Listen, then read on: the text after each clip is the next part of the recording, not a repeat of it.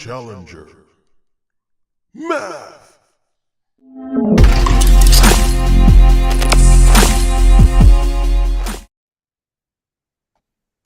Hello, everyone. Welcome to another wonderful episode of the Pixelated Echoes. We are now on.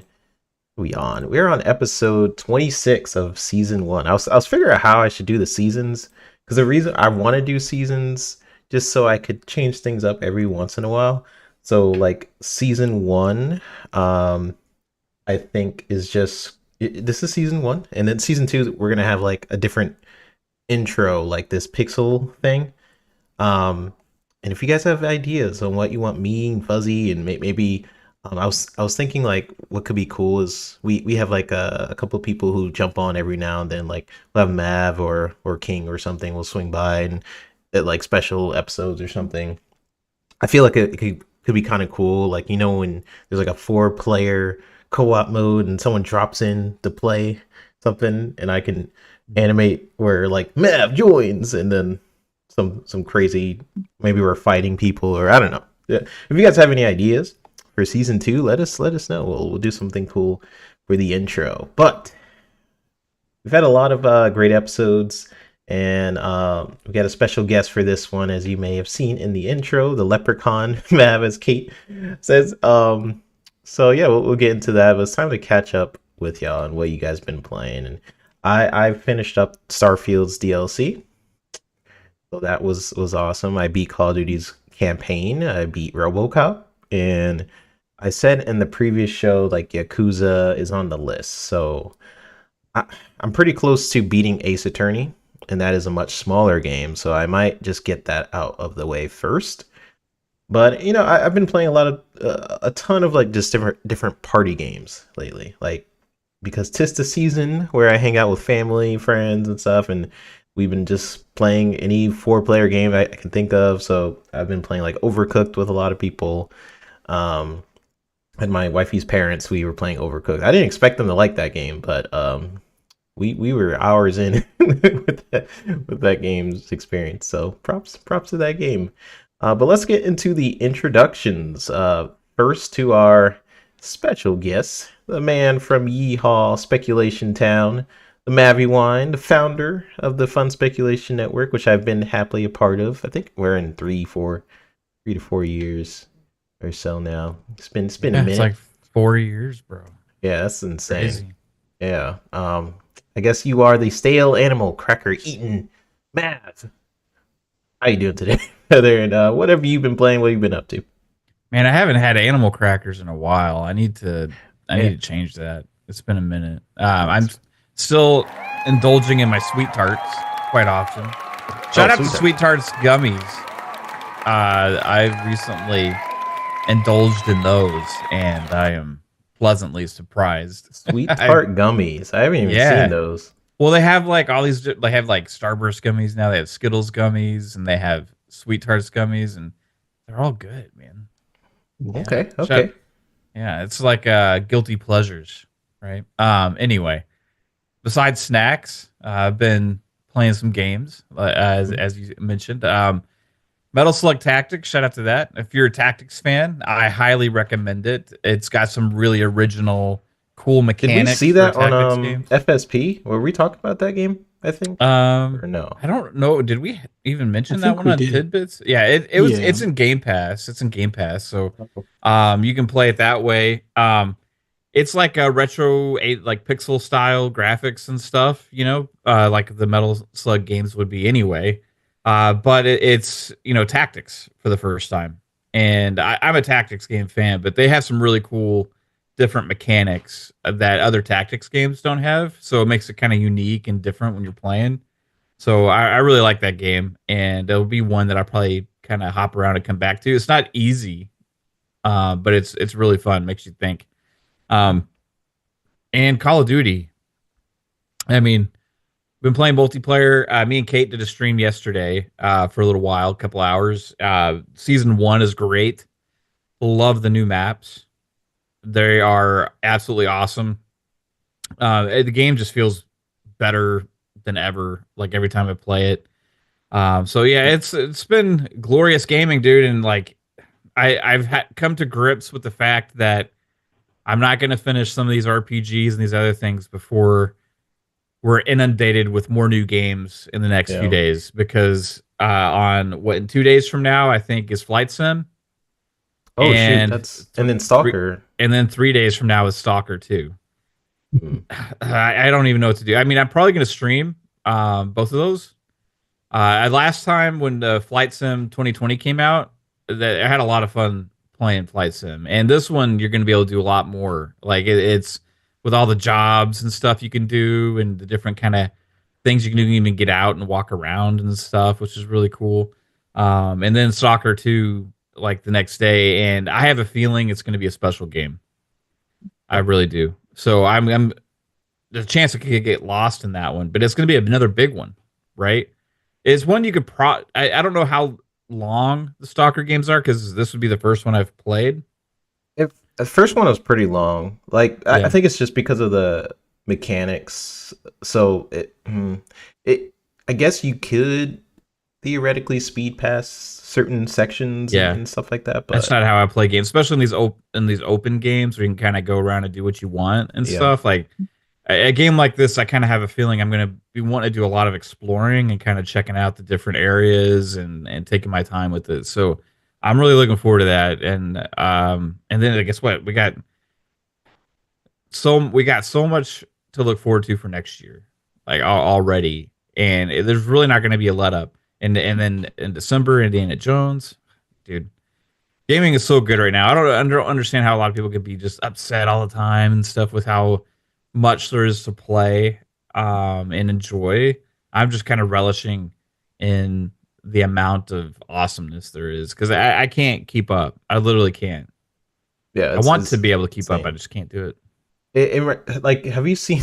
Speaking of Flight Sim, have you seen? You ever watched the show 911? Reno 911, or It's you mean the new 911 show where they like that's been around for a few years, where they like it has yeah, I haven't watched it, but I know which one you're talking about. it has the lady from Black Panther, and there's this B episode that's pretty popular. Some clips go around there every now and then, but there's this one episode where they were in a plane and the plane is going down, and the the pilot is out, the co-pilot is gone, got sucked out of the plane, and it's just this random this is going somewhere, I promise. The main character, she's a cop and she's like flying the plane, and there's this kid who just happens to know how to fly a plane because of, like, I'm guessing, like a flight simulator type game. Mm-hmm. I would love to be that kid if the plane's ever going down. Like, I played flight sim. Yeah, I know this. I got this. Hopefully that things don't come to that in real life. Yeah, hopefully that never actually happens. But yeah. It makes me feel good when I'm able to even I put the plane and the different modes. I'm able to actually take off. It feels good. Feels good. Like, they did a good job at, like, making you feel like an actual pilot and you know what you're doing, despite the millions of buttons that are actually in the airplane. But yeah, I'm looking forward to, like, checking out the modes and stuff. Yeah, this one I'll be able to play on PC too, because I didn't have this PC. And the last Flight Sim dropped, and my last PC would have not been able to really handle it, So it's like, do I at some point indulge in like a flight stick and all that kind of stuff? Do I go that far with it, or play on controller? Man, that, like, graphically, I know, like, I'm really looking forward to launching it on this thing and seeing the difference. You should go full pilot. When does it come out? A few days from now? Yeah, in 2 days, bro. You should get, like, a full pilot hat you could put on. Get some the actual like a pilot costume, and then get the stick and everything, and be like, you should go all in, and if you can. I feel like that would be a fun stream. I'll take that into consideration. Okay. And let's get into you. I can't forget my co-hosts, the racing legend, the real Felix the Cat, the Fuzzy Belvedere. How you doing today, brother? And what have you been playing? Oh, I'm doing great. Glad to be here with you guys. Yeah, I've been playing quite a few games as of late. Decided that I was going to start playing Dead Island 2 today. Been playing Prey for the longest time. Hop back over to State of Decay 2. Uh, I'm going to start winding down State of Decay 2 because, doing Dead Island. So that'll give me my zombie fix for at least the meantime. And just love the fact that you can craft weapons much like you could in like Dying Light, or at least the first one and stuff. And just the, going through LA or Hell A or whatever you want to call it. It's been pretty cool, but nothing greater than having it where you could throw like water bombs at people and then slice them with an electric or a shocking, katana or machete or something like that. Yeah. And then I got like the toxic claws and knuckles and stuff like that. So that's been fun punching through the zombies' faces. But been playing a lot of that. Also, still playing Forza Horizon 5. Still collecting cars. Doing the weekly challenges for the cars and things like that. And now they got the ticket system for like some of the cars that you can vote on that you may have missed from previous seasons and stuff. I turned on GT7 today for the first time in probably 2 months. Like, I guess they had an update since I stopped playing back in October. And I must have missed those 3 cars. Well, actually, one of them is a van, which I still don't understand why they're putting vans in a racing game, but that's polyphony for you. They added like their 15th GTR. I forget what's so special about this one, but got that and got another Evo, which I think they had. Oh, I thought they had all the Evos, and including like a lightweight version. And apparently they must have missed one, so they add another Evo. So 3 cars they added, 2 of which they have tons of other versions of, and then they added a van, like a cargo van from Japan. So that's probably why I stopped playing since October.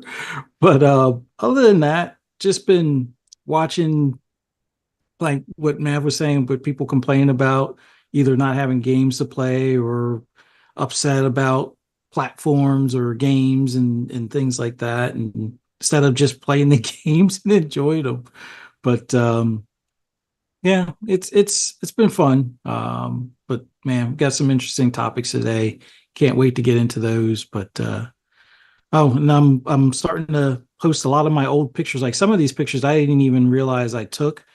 Like I literally have thousands of pictures I've taken from screenshots in Forza Horizon 4 and 5, and it's like, I'll just post like a handful each day, and that'll be part of the feed that you'll see. So if you're into cars and follow me on Blue Sky, you'll get to see some of the pics I take. But yeah, I started seeing some of them. I was like, oh shoot, like some of them is.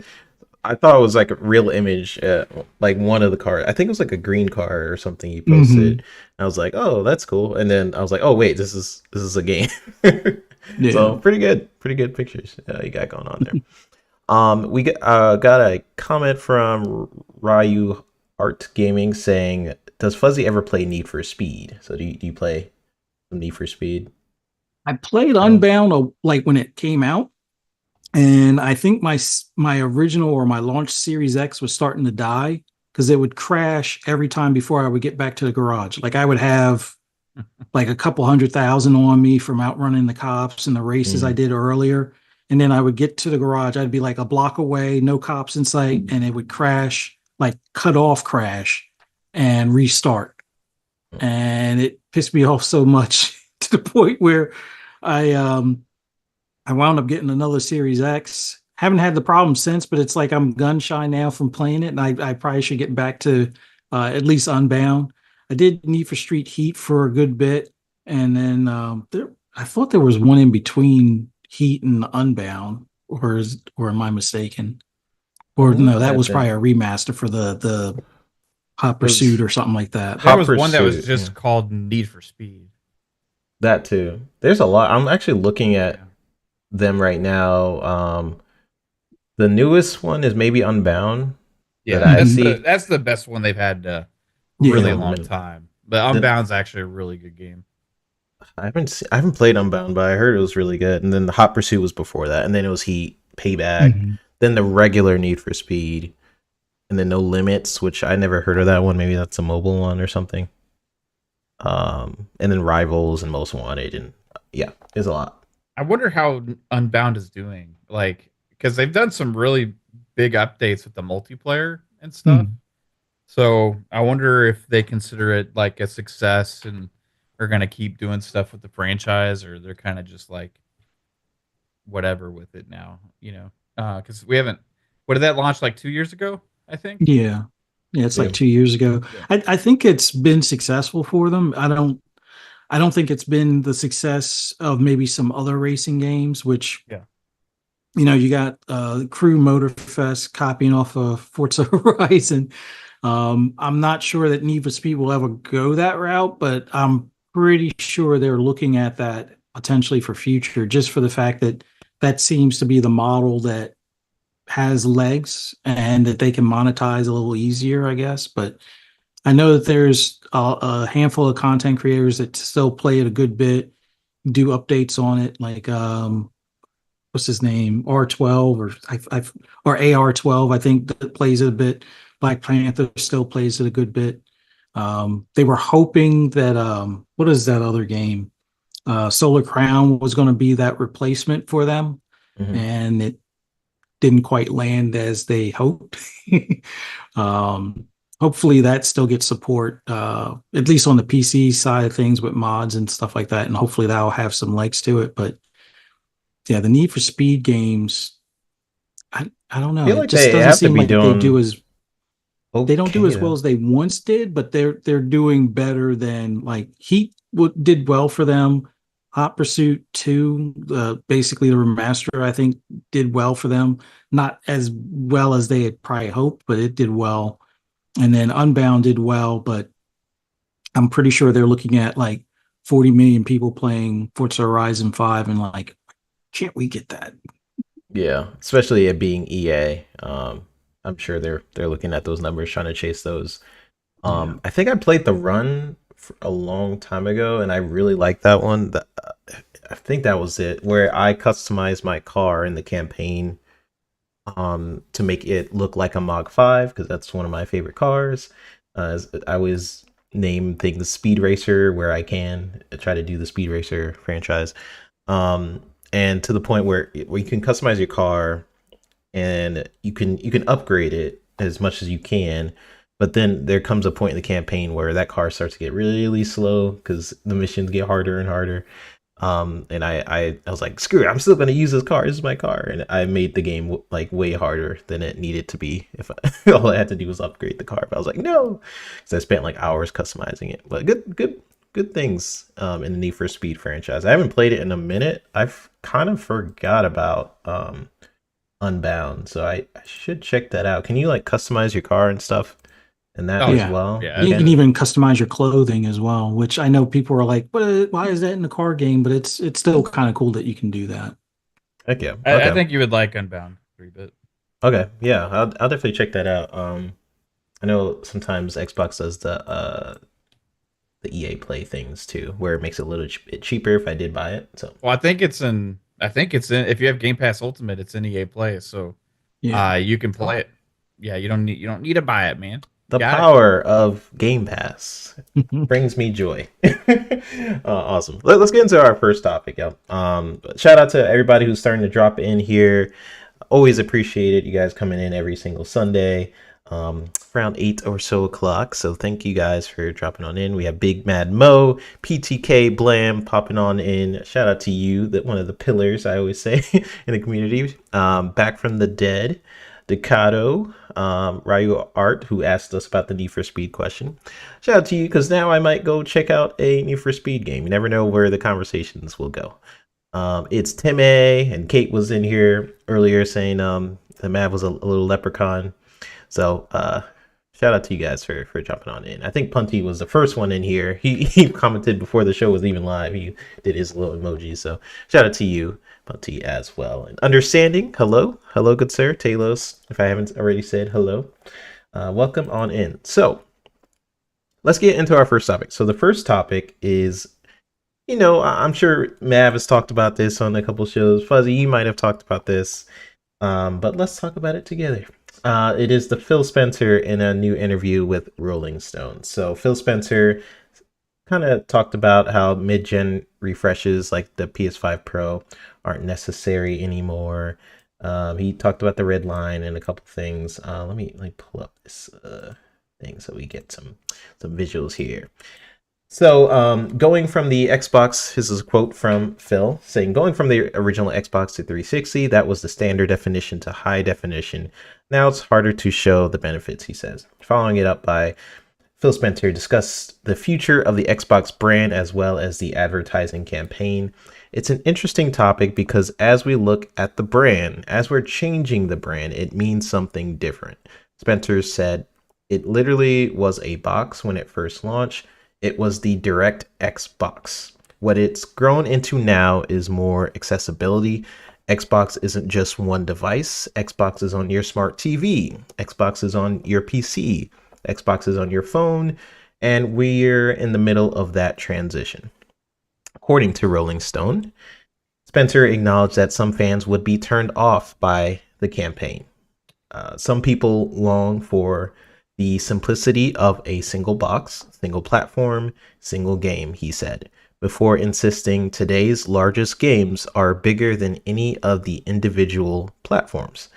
That's a nod to the likes of Fortnite and Roblox, the article later states, which have become enormous platforms with monthly player counts comparable to the likes of Xbox, PlayStation, and Nintendo consoles.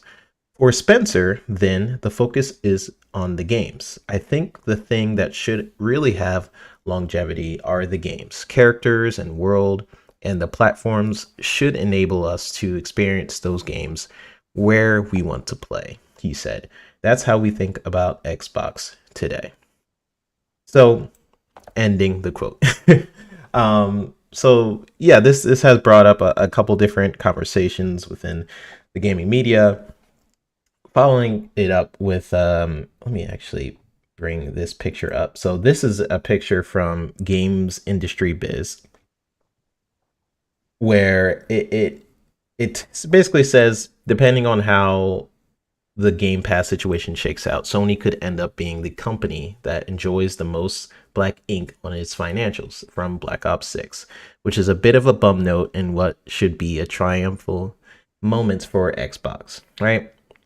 If I'm not mistaken, I believe Game Industry Biz are they connected to, like, IGN owns like all these different companies? Yeah, I don't think thought they they are. were. They're not a part of that, right? No, I don't think so. But yeah, so they posted this. They got community noted. And it is kind of, to me, it seems clickbaity or whatever, but I'm telling you that I think the majority of the media is kind of disillusioned when it comes to whatever the state of the industry actually is. Like, I feel like they're kind of 5 to 10 years behind on what the traditional line of thinking is. Like none of what Phil was saying in that article to me is like new information. The Xbox Play Anywhere campaign was kind of similar marketing to this. I mean, this is the This Is Xbox campaign, that I'm gonna put that picture up as well, that has been making rounds around the internet, where this is an Xbox. This is an Xbox. I've been making jokes where, like, you guys are Xbox. Look under your seat. You're an Xbox too. Like the little Oprah meme. And to me personally, I feel like Xbox has been saying the same thing, but it's almost like the media itself is kind of catching up to what Xbox's vision actually is.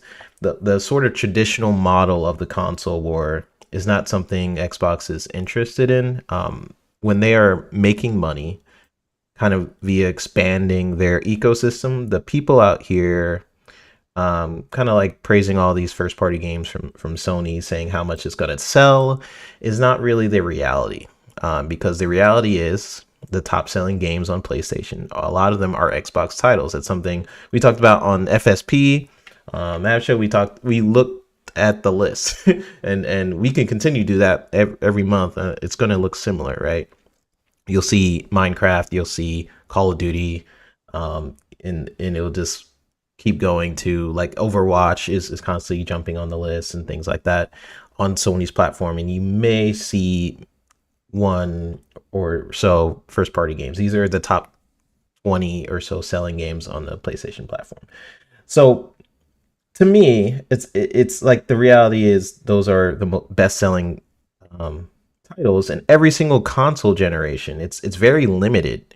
Like if you're looking at the PC user base, the mobile user space, almost every other metric outside of consoles, there are more users on those platforms than the consoles. So if you're Xbox and you see PlayStation consistently just trying to block Xbox's growth over time in the console space, making deals with third-party publishers saying, hey, you can't put this game on Xbox, Sony having connections in the media on what is determined to be successful, what is not. I mean, how many articles have we seen something like this game industry biz article without actually fully understanding the context of what the industry actually is? Like, they don't understand that Xbox owns Call of Duty or something. Like, do they just look at like, oh, it's selling well on PlayStation, so Sony's getting all the money? Like, this what?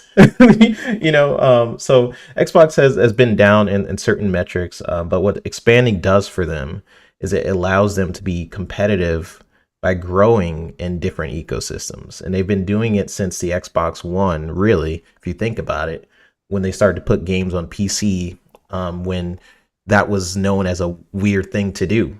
Like if you are PlayStation and PS4 and all of a sudden you start putting games on PC, that was just a weird mentality to have back in the day. But Xbox, they started expanding. So it's pretty clear to me that Xbox doesn't want to compete on the same level they have been, just by fighting for the same users every single console generation. They've been seeing that and are just kind of like pivoting to be like, we can grow outside of this traditional model.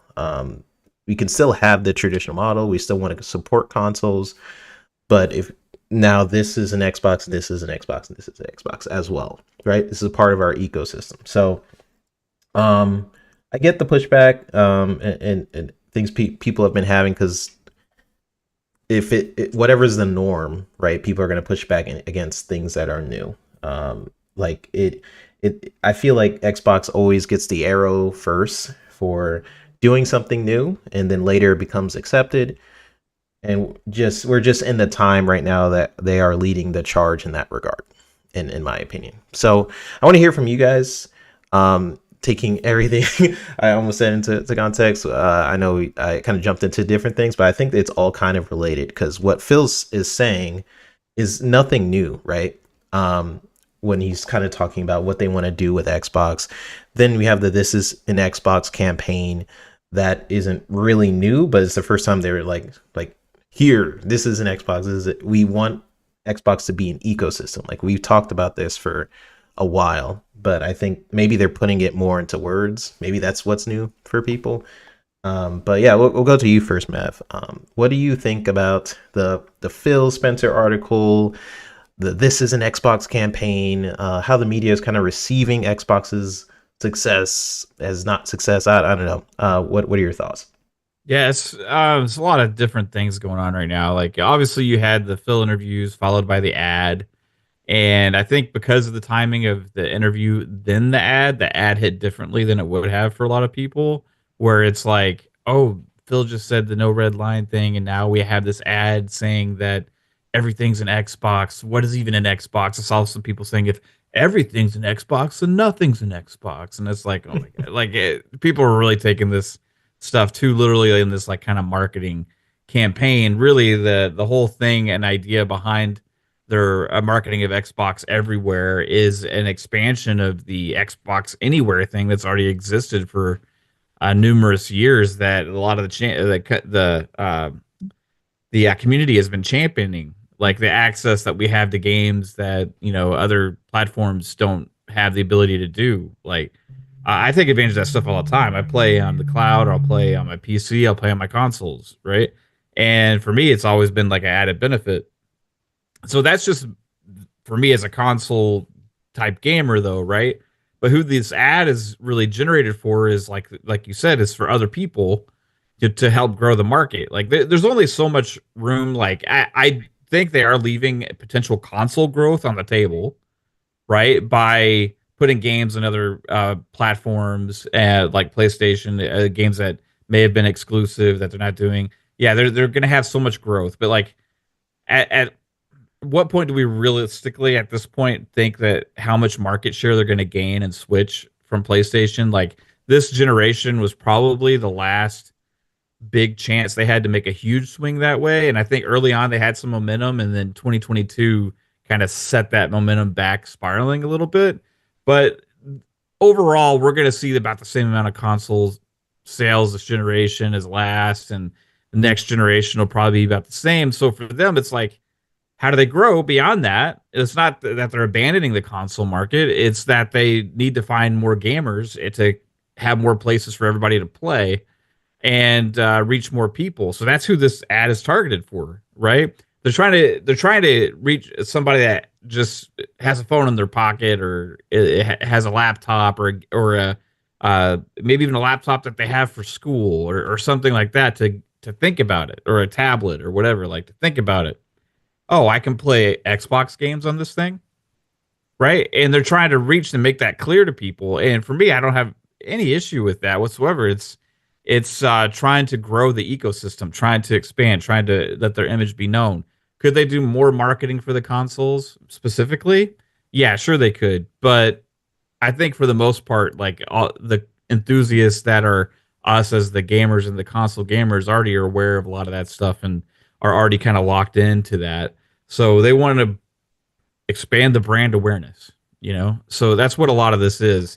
As far as the other stuff of the interview, like the no red lines thing and all that kind of stuff, like it's really not much different than what's already been said and what's already been talked about in the past, that like anything and everything is just up for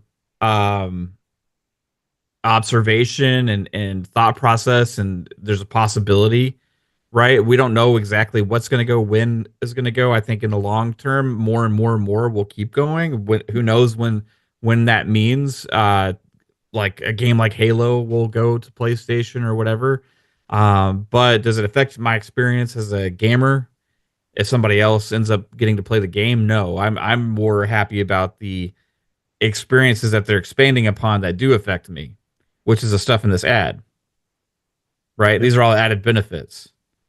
Like, can I play my Xbox games on a PC, on a laptop, on a cloud device, on a tablet, or on a phone or whatever? And that's the stuff they're expanding upon. So think about any game you buy, any game in a Game Pass subscription, all these other kind of things. These are things that you can take advantage of, and other people are going to be able to take advantage of too, even if they don't have an Xbox. They're not going to force everybody that's not interested in console gaming to go buy an Xbox, right? If people are really interested in console gaming, they already are probably have a console right now, or are going to potentially upgrade at some point when the game comes out that's going to force them to do so, right? But it's not like they're going to say, hey, this guy's going to sell his Xbox to go play on his phone. You know, like, and I think that's where a lot of people are taking it. Like they're abandoning the console market. They're abandoning this, abandoning that. No, it's an important part of the ecosystem and will remain so as long as people want to buy consoles. So literally, they've said this exact same thing before. So there's been a lot of negativity and a lot of people just freaking out about stuff for really no reason. Because if you really focus on your experience as a console gamer, as an Xbox gamer, it's wow, this is awesome. Look at all these games coming. I have all these games launching in Game Pass where I get all these extra benefits and features that other platforms don't have. Like, really think about why you're upset, if you are upset. And it's mainly to do, like I keep saying, it's mainly to do with feelings and pride about console war and thinking you're better than others because you made that purchase and they don't have these things, right? So if that's what it takes for you to be excited about gaming, go wherever they're doing that. And the longest holdout for that's going to be Nintendo, right? If you all you care about is playing on something that nobody else can have, go to Nintendo. But if you actually care about the games and your own experience, for me, there's really no thing better than Xbox looking forward. A lot of people have been talking about the third party stuff, like, oh, this third party, but they're going to keep abandoning Xbox. We're actually seeing the opposite trend now.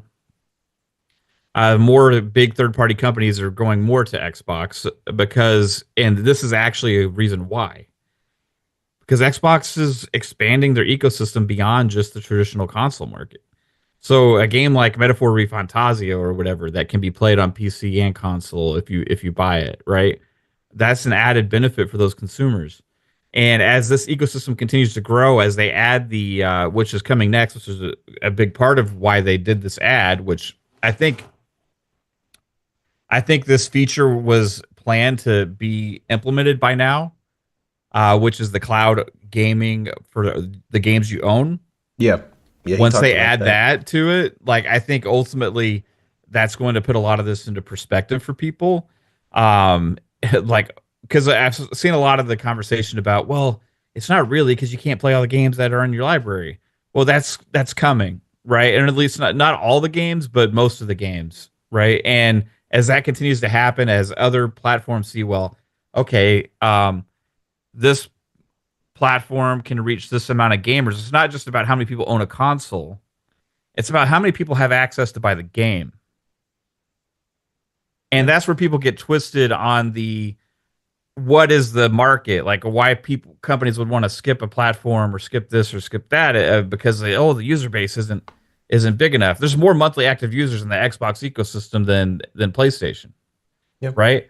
So I believe that was before the acquisition as well. I remember that being a talking point. Yeah. And so if you have more gamers that are able to buy games, that's an attractive thing for any of these companies. The other thing is the longevity and the ability for these games to survive and last longer and to continue into the coming generations. That's something that the cloud can provide. That's something that the ecosystem that Xbox is providing can do for a lot of these platform holders. So they're going to maintain the consoles. They're going to keep making hardware. They're going to experiment with new devices too, as they keep trying different things in the future to give different kinds of gamers access. And ultimately, it's a good thing for us as consumers. So if you focus on your experience, if you focus on what you enjoy about gaming, I think you're going to be happy with a lot that's happening in the ecosystem and a lot to come down the road. Yeah. And I remember I was watching a stream with you and I think it was Pong and a couple other people, and you guys got into the conversation of like what it means to you of Xbox going more multiplat, and you were in the sentiment like, yeah, like kind of what you're saying now, like yeah, it doesn't really matter to me what Xbox is basically them putting games on other platforms. Like, as long as my value is pretty good on Xbox and stuff, then cool. But I think a lot of people get into the fear mentality. I mean, fear is just a lack of understanding, right? Where they are seeing Xbox expand and they see this ad and they're like, well, what about my console? Yeah. Well, but that's the first top square in the top left corner. Yeah, it's the first square, right? And I think they maybe feel like they're being devalued or something, like oh, they're going to give up in the console space. And I think what Xbox is, they're saying the opposite. They're saying like we're kind of branching out, like just think of it as that's the root of the tree and then there are the branches that come out of that root. Because when you think about the success of Game Pass, the success right now currently is console, right? It's console, it's PC. Yep. That is where they make their money, but they also are trying to expand outside of that, mostly due to, like, if you really think about it, it's strategic, kind of what I was saying earlier with where Sony has been blocking them growing in a certain space. But then I'm like, well, we could go around that struggle, because you're fighting for the same people regardless. Like, I love consoles. I love that is where I am going to be pretty much placed in, even, I don't know, 5, 6, 10 years from now. I'm a console gamer. However, the console market is the smallest market out of most other gaming platforms. when you think about the PC and mobile space, they're way bigger than the console space. So if I'm Microsoft and I'm constantly just trying to get into the space of Sony, which is a huge brand, and Nintendo, and then they're constantly trying to push you down, like, no, you have to compete at this exact level. This is exactly how I want you to price your games. Like, Sony has dictated a lot of the market. So if I'm Xbox and I'm trying to find a way around the market, they've been competing traditionally for a long time. And they've been trying to innovate here and there. And every time they do innovate, people will push back, especially with the Xbox One when that was first announced. Now, that is due to a lot of factors, whether it's how they message it, whether people are not was ready for it. So I think there's a lot of things they will have to deal with again, doing something this big, because when you are trying to lead the industry in a different direction, you will just naturally get pushed back, because people are used to things being in a certain direction. They're used to my Xbox games versus your Sony games, and now Xbox is saying, like, well, you can play this on PC, you can play it on mobile, you play it on your fridge, and as long as you are investing within our ecosystem.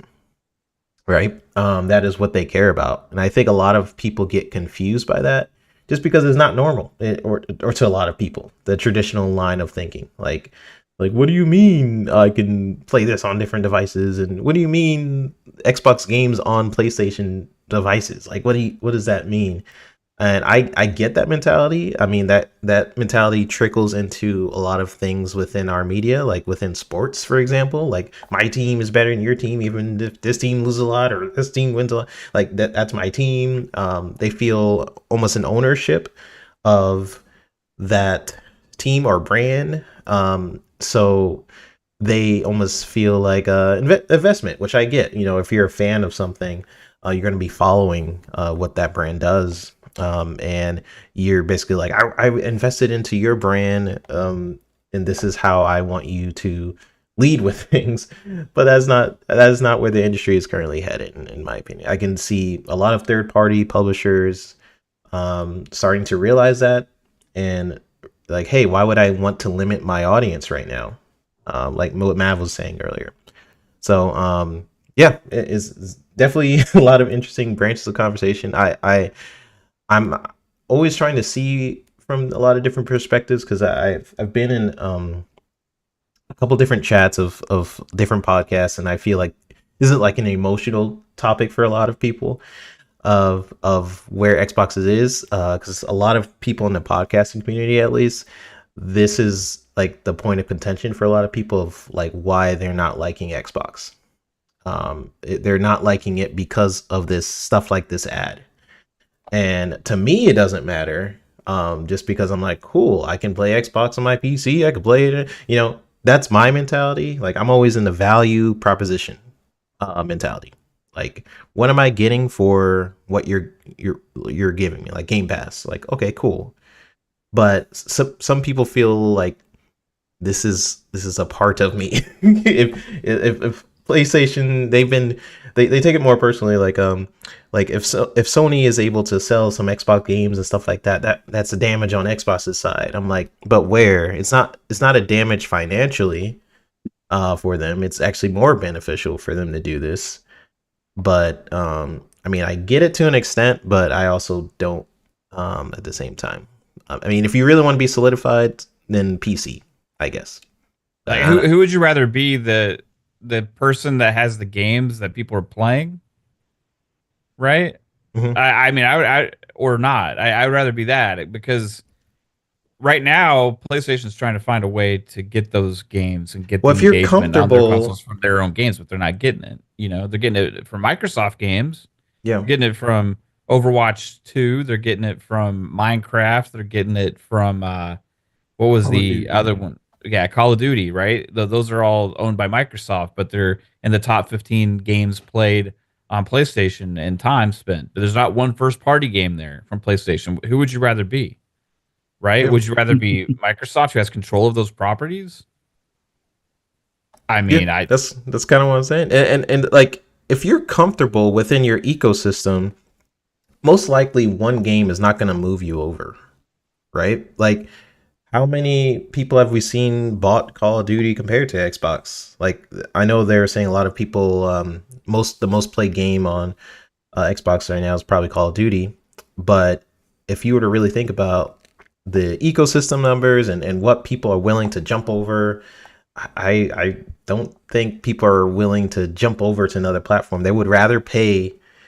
If you have all the consoles and you're looking at Call of Duty, you would rather pay $70 and pay for it in a sub? Like that, not me personally. Like, I look at Call of Duty, like, I haven't played it in years. I don't know if I'm gonna like it or not. It's a lot like a lot easier for me to make that decision to just play it in Game Pass and maybe invest in it in microtransaction land than to pay $70.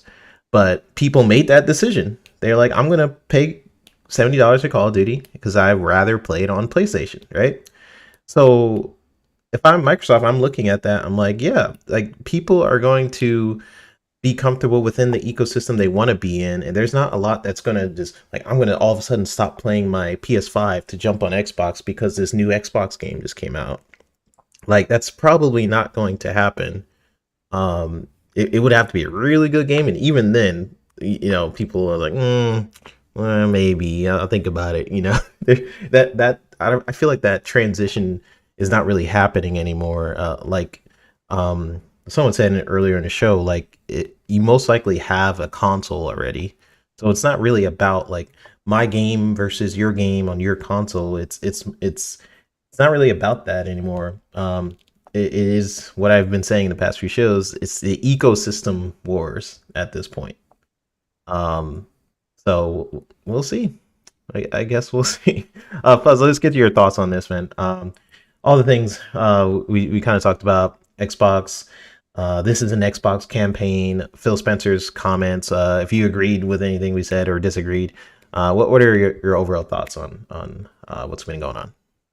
I agree with everything that you guys said, but I'll start with the red line comment, because I was one of the ones that was probably more perturbed when they put like Hi-Fi Rush over there, and I look at it now as it doesn't change where I'm going to play the game, because I was playing it through Game Pass anyway.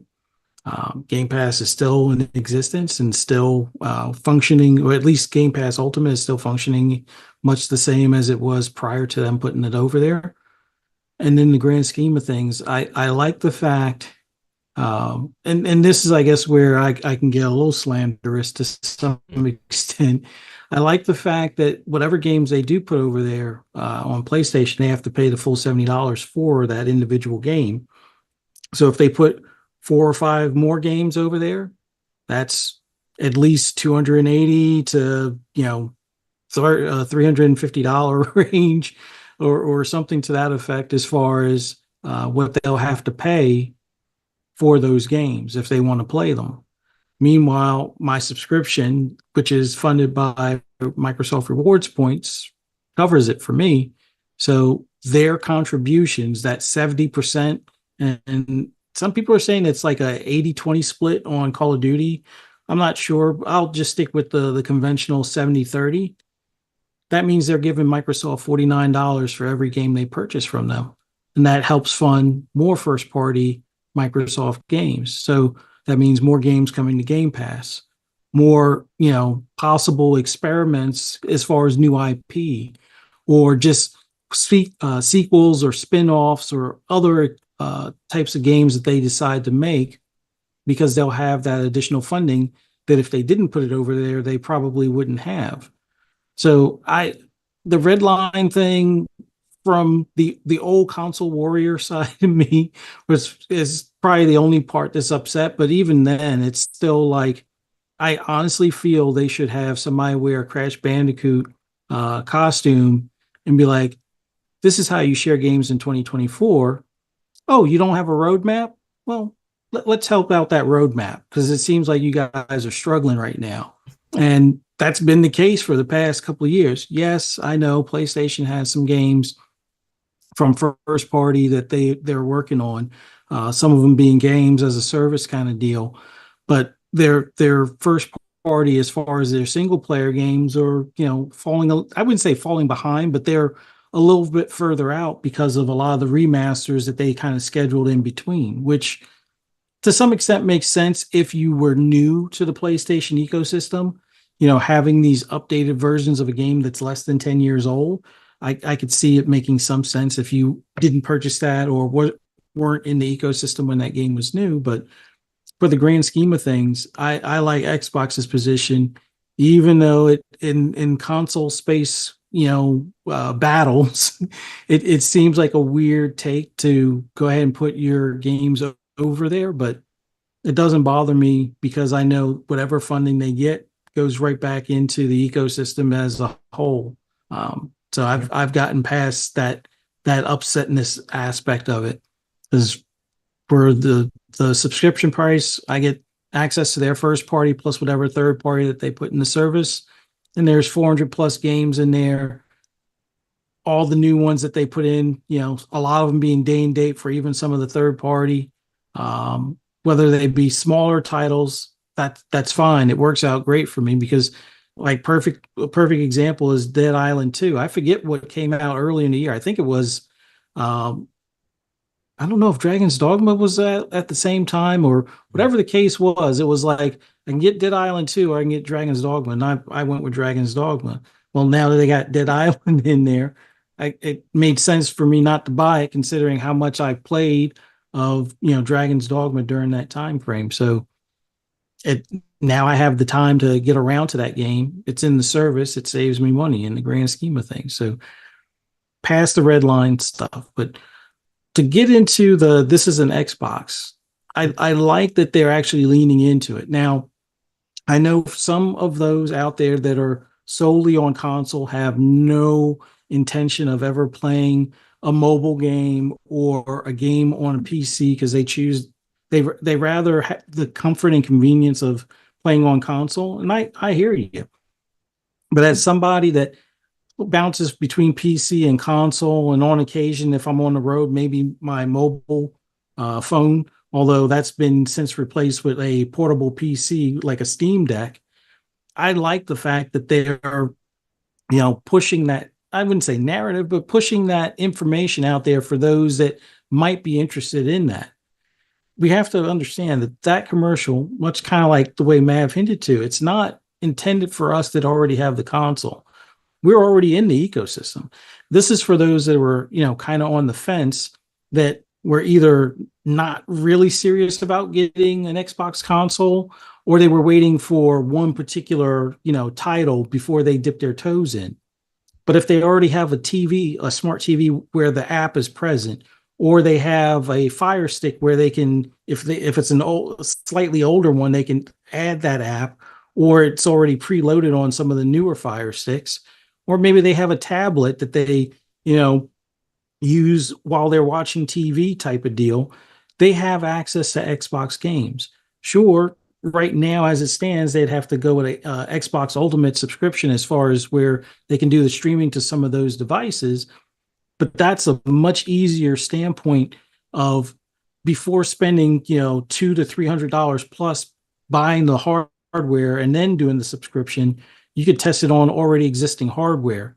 And in a lot of cases, you could do a 7-day trial or whatnot. And there's, like, they were doing, I think earlier in the year, where if you were buying certain chips or drinks, you were getting 7-day, things of Game Pass. So there's things out there for people that don't want to put all the money up front right now for a box, and they can at least test it. And if they have good enough internet and they enjoy the games, then, Black Friday not being too far down the road, that's where you'll see the Series S for like a $200 deal out the door, or maybe even less. They already knocked $50, $50 off on the Series X. So there's sales already being pushed out there now. And as we get closer to the holidays, there'll be even more. This is a great way for somebody to try out the ecosystem, try it, like it, buy it, and go from there. But even for those that may not want to buy it, maybe they already own a PS5. They're not going to put Game Pass, or PlayStation's not going to allow Game Pass on their box. They'll let the Xbox games on there, but not Game Pass. because they wouldn't be able to make any revenue at all. They wouldn't make a 30% cut on that. So with that being said, if you are a PS5 owner and you already have a decent PC, whether it be desktop or laptop, or maybe you already have a Meta Quest 3, you're now able to partake in these games without even having to spend the full 70 for it on your system, or you can wait, much like you have to do for Indiana Jones. It's going to be 6 months down the road from when it comes day and date to Game Pass. I mean, if you're fine with waiting, which I'm fine with waiting in some cases, I wait for sales on certain games before purchasing, or wait for like holiday deals and things like that to load up on them. But if you're fine with waiting, that's fine. Buy them on your PS5.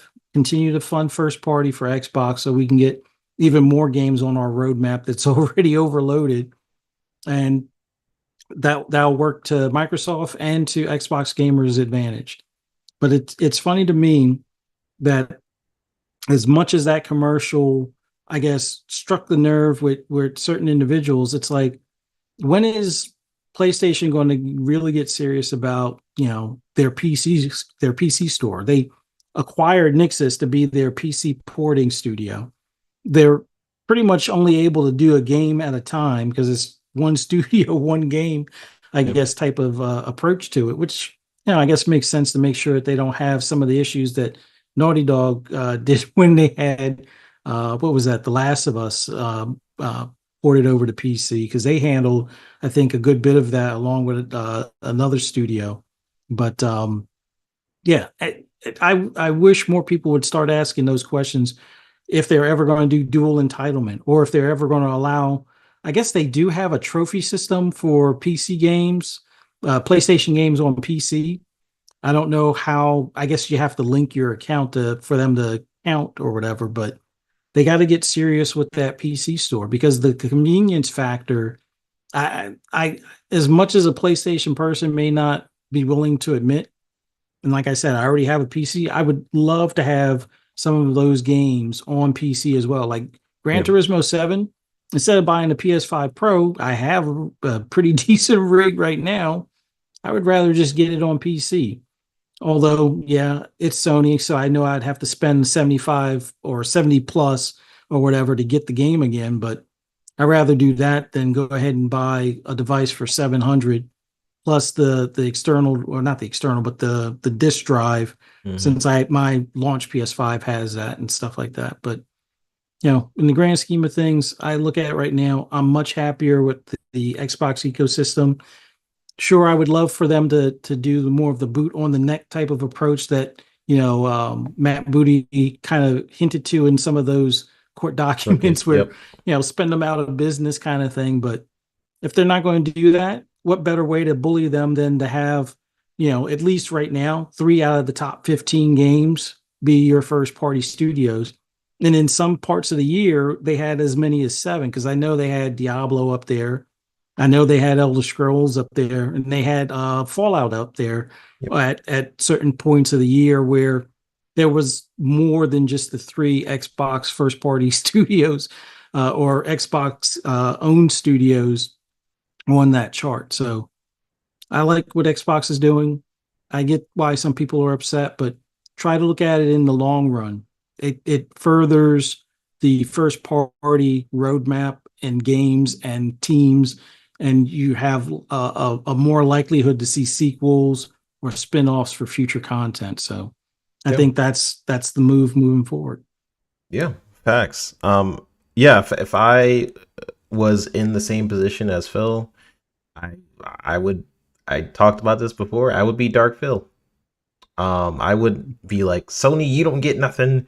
Nintendo doesn't get anything. It's only Xbox, So I get that mentality, but if we're just talking about long-term business sense, how Sony has dominated the market for so long, and in ways like, how did they dominate the market? Like, it makes sense for Xbox to, do it this way, and especially how the industry is evolving to be more friendly to different platforms, and how the console space has basically just been the same number for however many generations.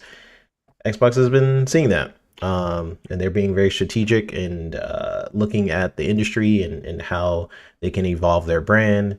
And it makes sense to me, personally. But that is also why I'm not the CEO of Xbox, because I would make those console war decisions, even if it's not beneficial to the ecosystem, to the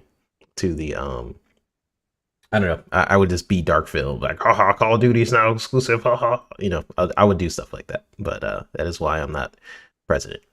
Let's get into some of the peeps in the chat. You guys are having great conversations. So we'll do some little bit of a chat break before we get into our next topic.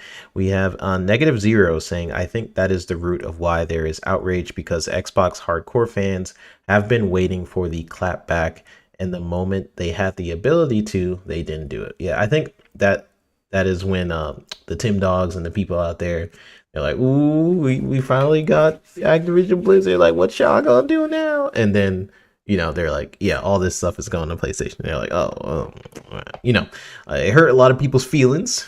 But to me, I'm a value guy. I am a value proposition guy. I am, where's the value? Cool. This is cheaper over here. I'm getting like great quality stuff over here. Then that is where I'll be.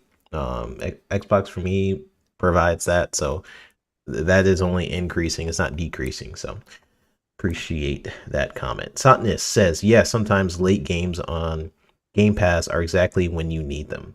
Yeah, I found myself constantly, every time I'm about to buy a game, I'm like, this better not just be popping up on Game Pass, and then it usually does.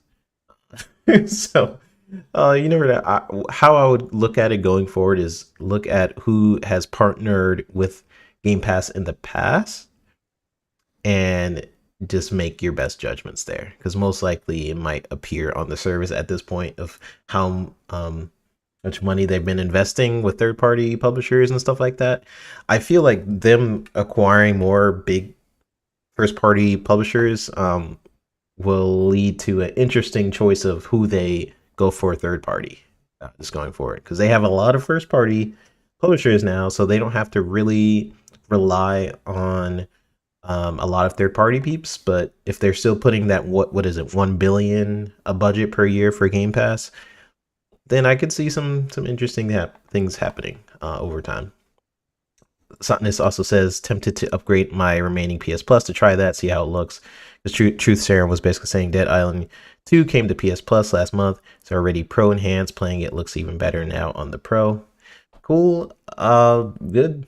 I mean, cool. It should. I would hope so for that price.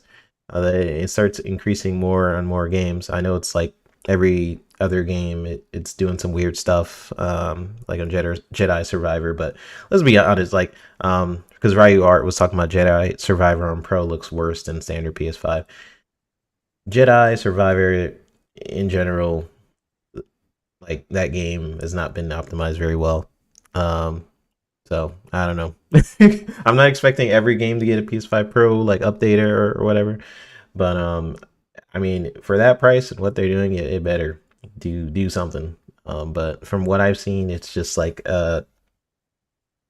it's like some minimal things that I wouldn't really notice, to be honest. Because a lot of games, when you look at the PS4 update, when they went to the PS5, they already made stuff like 60 frames on a lot of different games. So now you're fighting for a little bit more fidelity, and on the first party front, like combining modes and things like that. So I don't know. It's cool device for those who want it. I just personally I don't really care. Taylor Ray says hello everybody coming on in. Decado says 3-Bit said he's taking out Amy Hood so he can do whatever he wants as CEO of Xbox. I'm telling you, that would be me. I'll be like, Amy, I don't care about your finances or what you want, or like, this needs to be financially like, no, I'll be like, get out of here, Amy. Everything is exclusive. This is mine. That would be me. But that is why I'm not the CEO. OCD says, we all love saving money as Game Pass and Xbox guys. Yeah, according to other people, we are we rent games. And we're we're poor and all that is what people usually say. So saving money. Taylor's Ray say I would do the same. Gears, Halos, Forza's, Fables stay exclusive to the Xbox. I mean, we'll see. I've lately I've been in the camp where I'm like, ooh, Halo would sting a little bit just because of my connection to it and all that different stuff. But Halo and Gears make sense to go on other platforms. Like those franchises more so than others, just because multiplayer games needs a lot of players. And when you do a multiplayer game and you want it hinges on the survival of the amount of players that are in the game. And Xbox has been doing pretty well on that front for a while. Sea of Thieves, Halo, Gears for many years. They know how to do live service games. Now they have even more live service studios, but they could be even bigger if they wanted to. So we'll see. No red line. We'll see. We'll see what ends up happening. We'll read a couple more and we'll get into our second topic. Thank you guys for chatting it up with us. E-Rank says, I suffocate and logjam PS hardware, make most games multiplat, but only to PS5 and earlier gens. Oh, you want a PS6? Cool, but no Call of Duty or anything else. Do you really want that new hardware? See, you guys are basically going to be the dark version of Phil and all these other people out here. I mean, we're all in the same wavelength there, I think. But like, does that include taking things away from PC? Everything. Because like, I remember when like the whole crap gamer thing happened, it was mainly about like, oh, they're putting their games on PC now, right? Yep. And this ad triggered people, but it's just about Xbox on multiple devices. Like, I would, like, if you take away the PC and the cloud stuff, now you're taking stuff away from me. You got to think about that, guys. I use that stuff. Yeah. Like, I would hate that. Like, if they took away the ability for me to play the games between PC and Xbox and just go wherever I want, man, that would suck. I would hate to go back to just only console now, because it gives me options, you know? It's kind of weird if that happened. Because, like, occasionally, like, I played, like, Dead Space on stream, right? When I did the horror night or whatever. But I played it through, like, the Xbox, so it's like one of those play anywhere features. Like, it's cool that is an option. Yeah, it's a huge benefit, man. Yeah. Oh, so by the way, sorry I had to step away. Kate knocked over a onion powder jar onto the floor and it shattered everywhere. And there's onion powder everywhere. Oh no! Great, yeah. I use onion powder on my burgers. They're really good, by the way. Fun little thing. Well, hopefully she's all good there. All right, let's get into the second topic, y'all.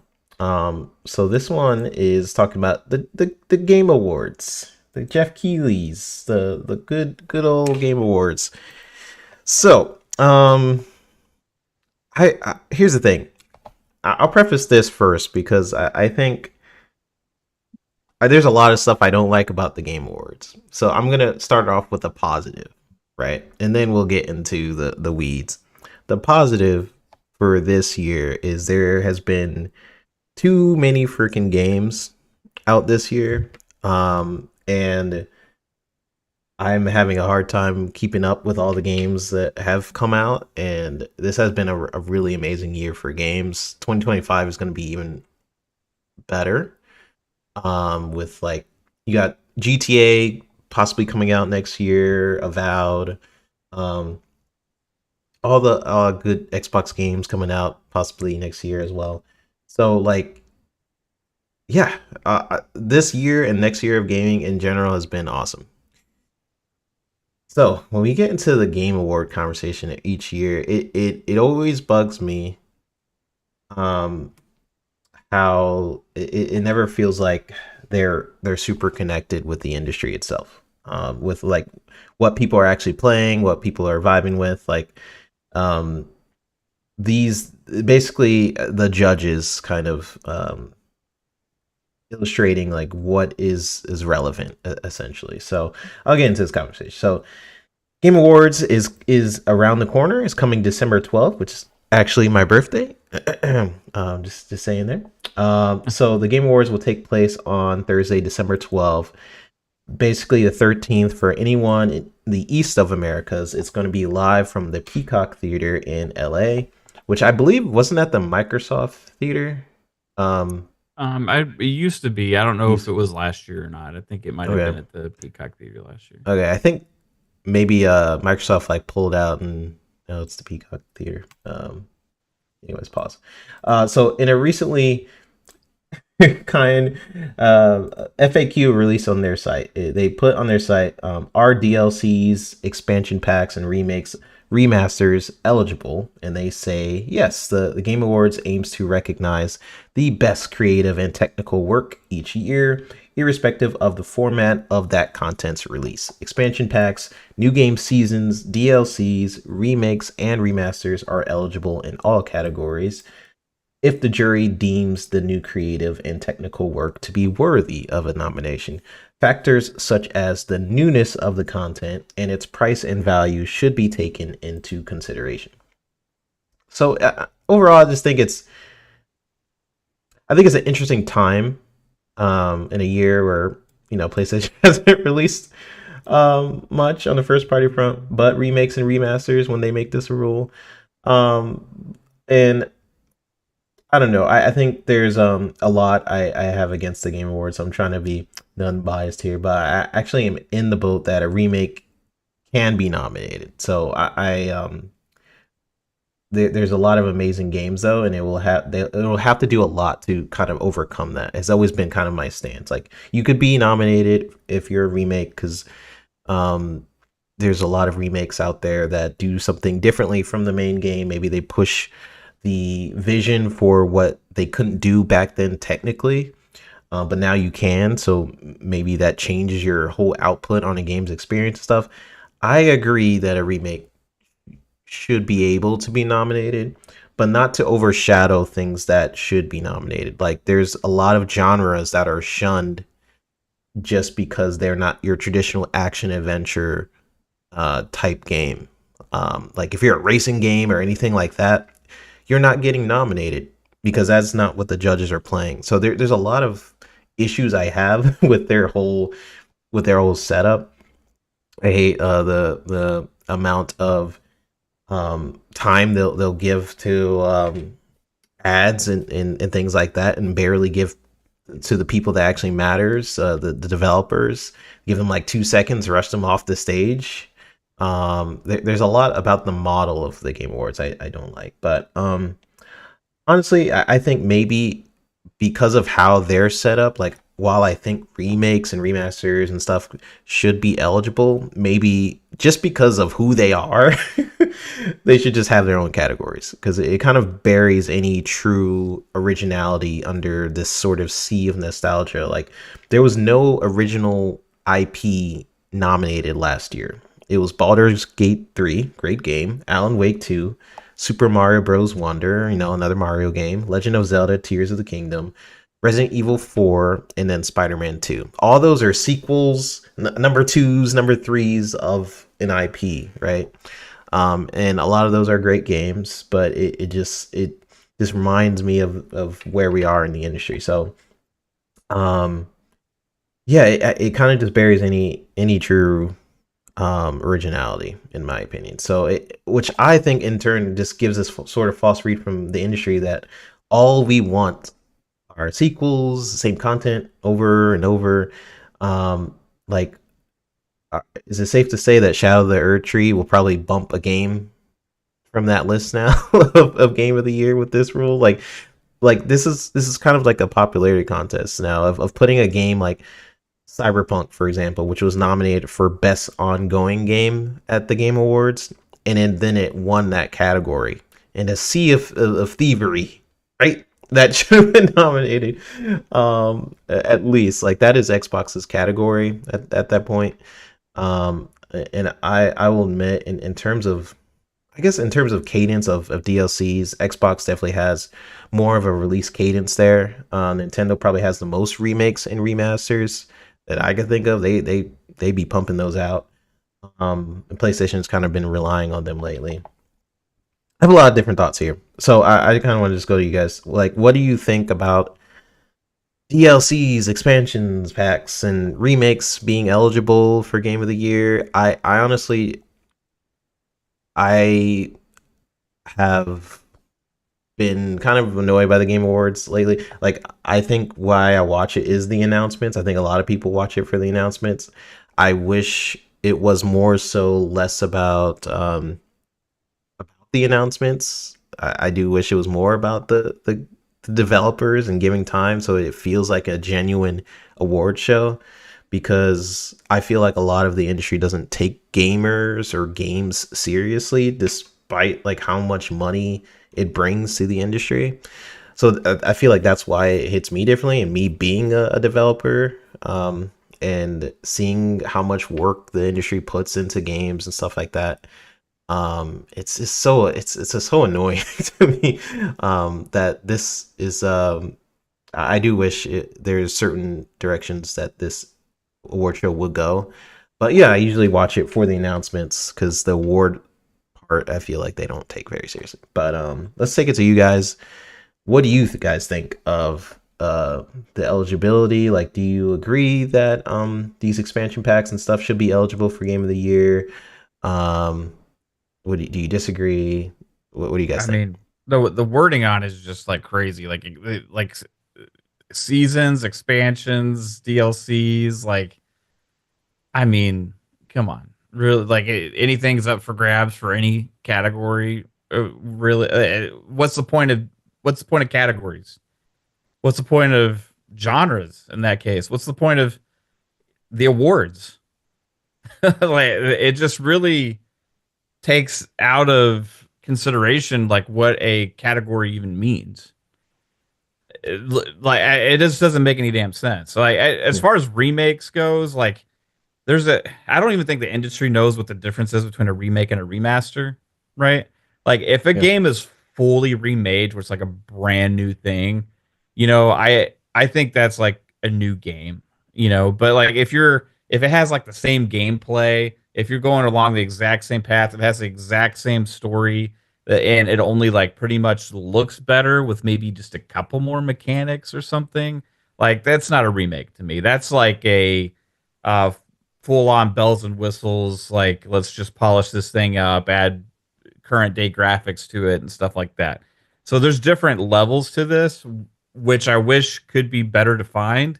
But that's why you separate all of this into its own category, so we don't even have to think about that, right? Best downloadable edition for a game, or best add-on for a game, right? You could literally include a lot of this stuff into a separate category like that. Don't just say, well, we're just going to leave it up in the air to whatever these guys do. Like, who are they even? Didn't that happen with Dave the Diver or something? Like, they're like, yeah, it was like best indie game, but it was like published by like a big publisher. Like, so like there's a lot of this that happens, and until they actually take the seriousness of the award show, like it's always going to have this thing to where it's like it's a show, it doesn't really matter. But I would think they want to be credible. They want to be like the Academy Awards or the Grammys of gaming. You know what I mean? But they don't have the process in place to actually make anything kind of somewhat credible, especially when they're doing things like this. It's actually making things less credible. So the awards have always been an excuse for them to be able to draw people in to watch, to where they can have a show, to where they can sell advertising and then sell marketing for the gaming companies to allow them the slots to be able to show their games and all that kind of stuff. And that's what we all enjoy watching, right? But originally, when he started this thing, he had to have a draw because he didn't have all that stuff happening yet. So the draw was to have an award show. He wanted to be the award show.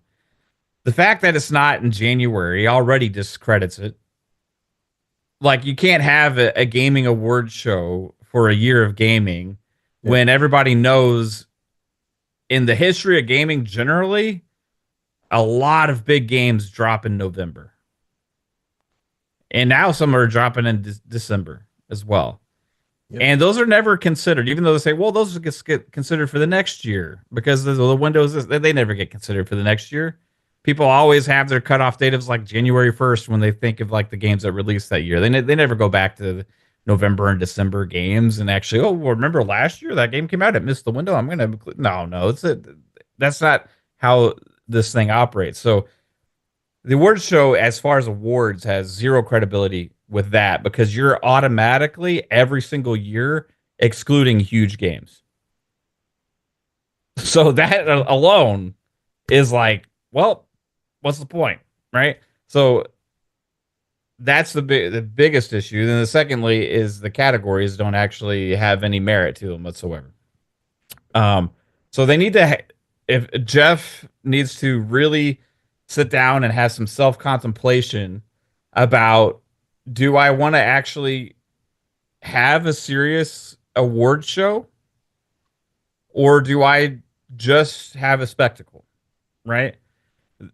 And he's obviously made the mind up of just money and spectacle, right? And as you're toning things even down, and I could bet you this is what happened here. They had Shadow of Erdtree ended up getting nominated for Game of the Year. So he's like, oh crap, well, I guess we got to make this thing on the website. Mm-hmm. Like the nominations are about to be revealed. We'll see what happens, right? But it's like, if they're putting that there for the rules, obviously there's got to be a reason to it. And they already probably have kind of a preliminary results of everything and what is going to be announced coming soon as far as the nominations. So I bet that was placed there for a reason.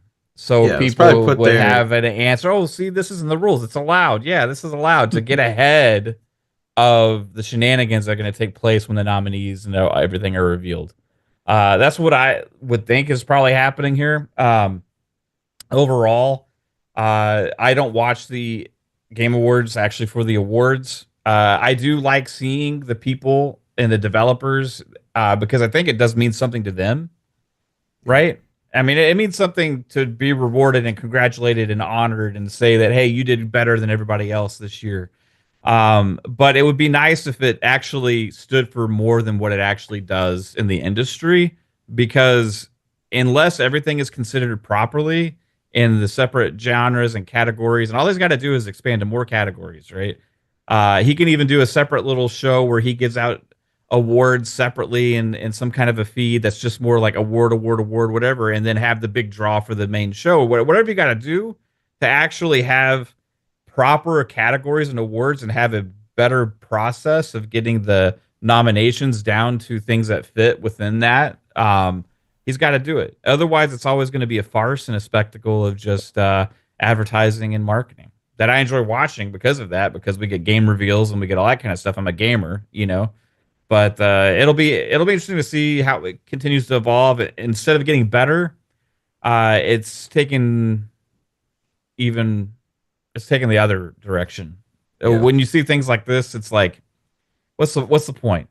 Like, you don't have several of the biggest games even included. You don't have any kind of specific genres or categories that really fit within each other. If you can just pick whatever you want for Game of the Year, like Fortnite Season 8, let's go. Hey, let's go Game of the Year. What's the point? What's the point of even having an award if it is actually meaningless because it doesn't stand for anything in a specific category? Yeah, 100%.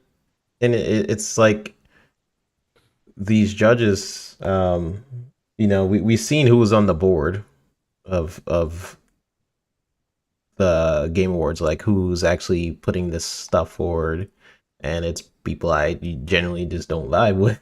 A lot of different industry sites, but yeah, if I was me, if I was Jeff Keighley, and I'm like, okay, for sponsorship reasons, the holidays are coming, a lot of people want to put game deals and stuff like that, so that is why it's in December. I would just do like maybe split it up, have this be the nominee show or something like that, and or have this just be an award or kind of like a trailer type show where you can have the announcements, you can have the celebrities, and then do the actual show in January. Because how many, like what Mav said, how many times have we seen a game come out just around the time the Game Awards pops up, and it just gets snubbed just for the reason of it not being in the window, because you want to have your show December 12th.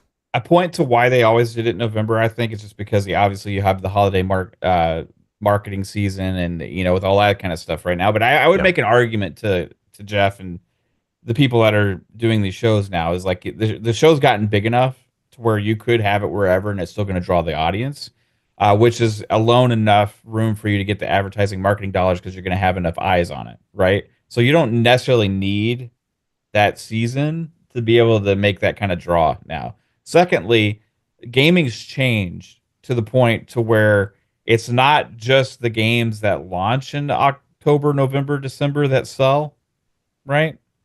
It's really a lot of the biggest games come out February or whenever. It just depends. It's like all over the place. Obviously, there's a lot of sales and the Black Friday stuff and all these other kind of things that these companies are trying to take advantage of, and there's a lot of money spent. But your new trailers you're showing are not existing games that people are buying. So the marketing doesn't really have much to do with what's already existing that you're drawing people to purchase. So the advertising dollars spent aren't really for that. And the awards are meant to actually hold some kind of credibility. And by not having it in the proper window of time and not having the categories and everything done properly, you're discrediting everything that you're doing there as well. So he's got a lot of things that he could fix. But it seems like it's growing every year and things are great for him. So he's not gonna. Yeah. I feel like every year he sees a criticism is like, I'm gonna keep doing. Yeah, exactly. He didn't care. He didn't care at all. He went there. He was trying to kill E3, right? Like it was direct competition for him. For the other times of the year where he has his other shows, right? I mean, it's a business. Yep. I mean, I can tell he has a passion for gaming, but he has a passion for specific games and specific kinds of games and certain platforms and all that kind of stuff. I don't know how much he actually cares about all the games and all the platforms and all these other kind of things. I think he just sees things how he wants to see it, and that's what he wants to push forward, and this is the vision, right? Is it, like Pong says, is he a net positive because he brings eyes to the gaming industry and puts it above because of the spectacle that he puts on? I think so, but I would like to see, because of where he's achieved in the status there, having all these shows, doing all this kind of stuff, him have some kind of integrity with it about doing it the right way. Yeah, 100%. And for I know some people in chat are talking about like we should make our own Game Award show and stuff like that. I mean, hey, I've thought about it. I definitely have. Maybe we might. We'll see. Yeah, I think everybody in the community talks about this thing. It's like when we look at it overall, it's like, man, it's a lot of work.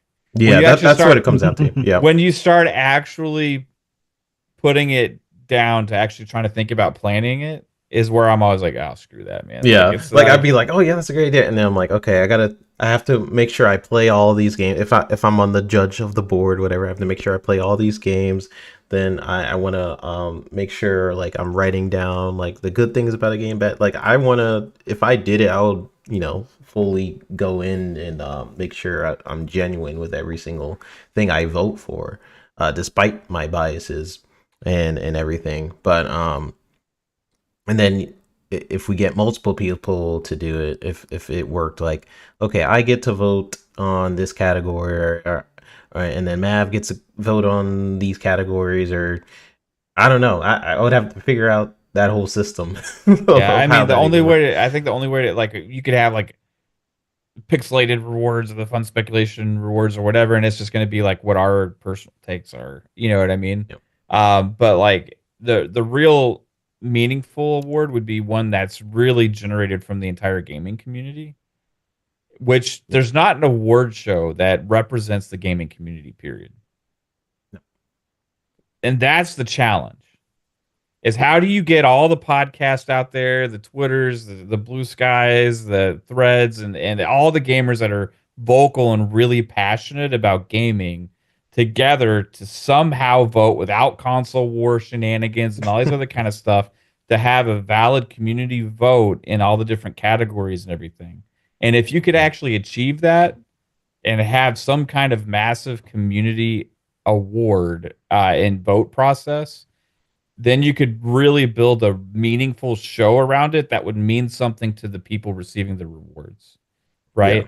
Because otherwise, it's just like, this channel has their rewards, this channel has their rewards, this channel has their rewards, this channel has their rewards.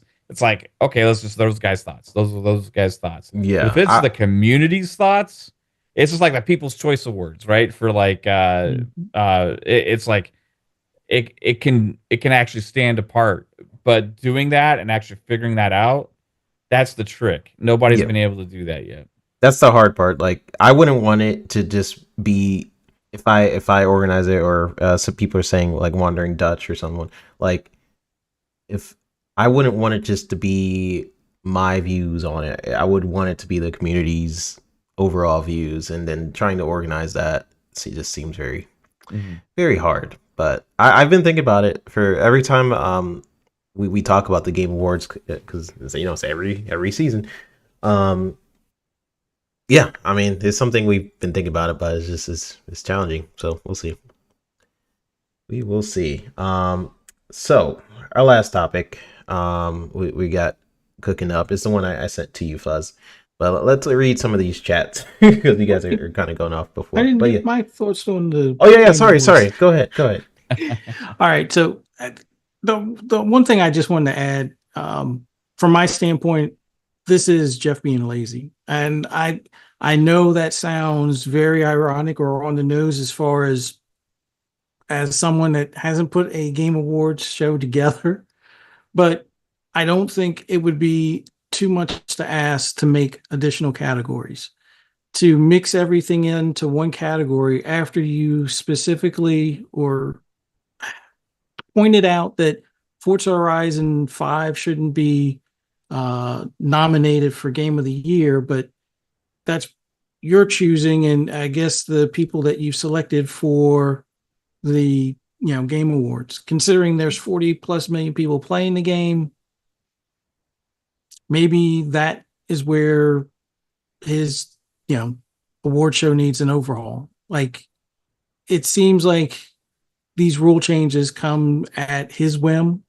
or maybe his circle's whim, and not when it's warranted for the industry. Like, if remakes are going to be more of a thing moving forward, then there needs to be a category given specifically for them. I kind of agree with the remake being nominated or being able to be nominated. Remaster, absolutely not. Nothing changes but the graphics. If you're going to put remasters in there, you might as well put mods in there at that point. But that's my take on it. Yeah. But just in general, I think this is a time where the community does need to come together and figure out where we, spend our time or viewership for these types of awards. Is BAFTA the better way to go? Is the Joystick Awards the better way to go? I know they don't put on the same type of presentation, but maybe some feedback from the community might assist in that. But those seem to be the more seriously taken awards categories or award shows. Dutch does a wonderful job with his award show, and all the people gets involved as far as for the video presentation. That might be where the community needs to look, and maybe that'll send a message to Jeff that it can only go but so far with the shenanigans as far as changing the rules on the fly when he sees fit, as opposed to when the industry actually makes a change. Because Lord help us if there is a Fortnite skin that wins, like somebody made a joke about, Game of the Year. Yeah, they had a popular character skin, so that gives them Game of the Year or something ridiculous. Or there should be a blockbuster category. And what I mean by blockbuster, not the movie rental place, but like the best selling or most popular game, because a lot of times those games, even if they're not necessarily critically acclaimed, but some of them are sometimes critically acclaimed and move 20 million, 40 million, 100 million units, and it goes unnoticed. Now, sure, they probably prefer selling units than getting recognition, but it would be nice if they got recognized for what they produced as being, what the masses or what appealed to the masses. So there just should be more categories for things like extended content or expansions and whatnot. If it's a standalone expansion, let's say, kind of like the way Miles Morales, kind of, you can consider that a standalone game, that should be nominated as its own independent game because it's standalone. It has to be standalone. If it's an ongoing game, ongoing games to me says games as a service. There should be a category specifically for DLC and expansions. But some of those lines get blurred sometimes, but never should a DLC be considered for game of the year. Like, that's just my take on it, but I've rambled enough, so we can move on to the next category. No, 100%. I mean, I agree. About the I didn't really think about like remakes versus remasters, honestly. Like remakes make more sense for being nominated game of the year in my opinion. But if you're just remastering and you're doing like a texture update, probably not.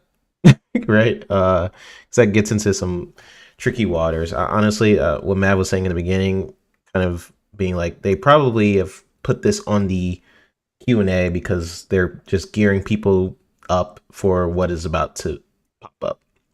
Yeah. And before people get their backlash in early, because you might see like Shadow of Erdtree be a game of the year candidate, which is this again, it's just annoying to me. But expansion of the year, yeah, no problem. Game of the year, the base game won game of the year already.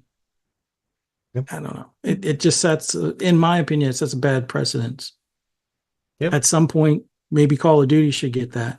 And then it should get it for every sequential thing that they expand on, the Call of Duty headquarters thing that they're doing now, since all of them come from that one app.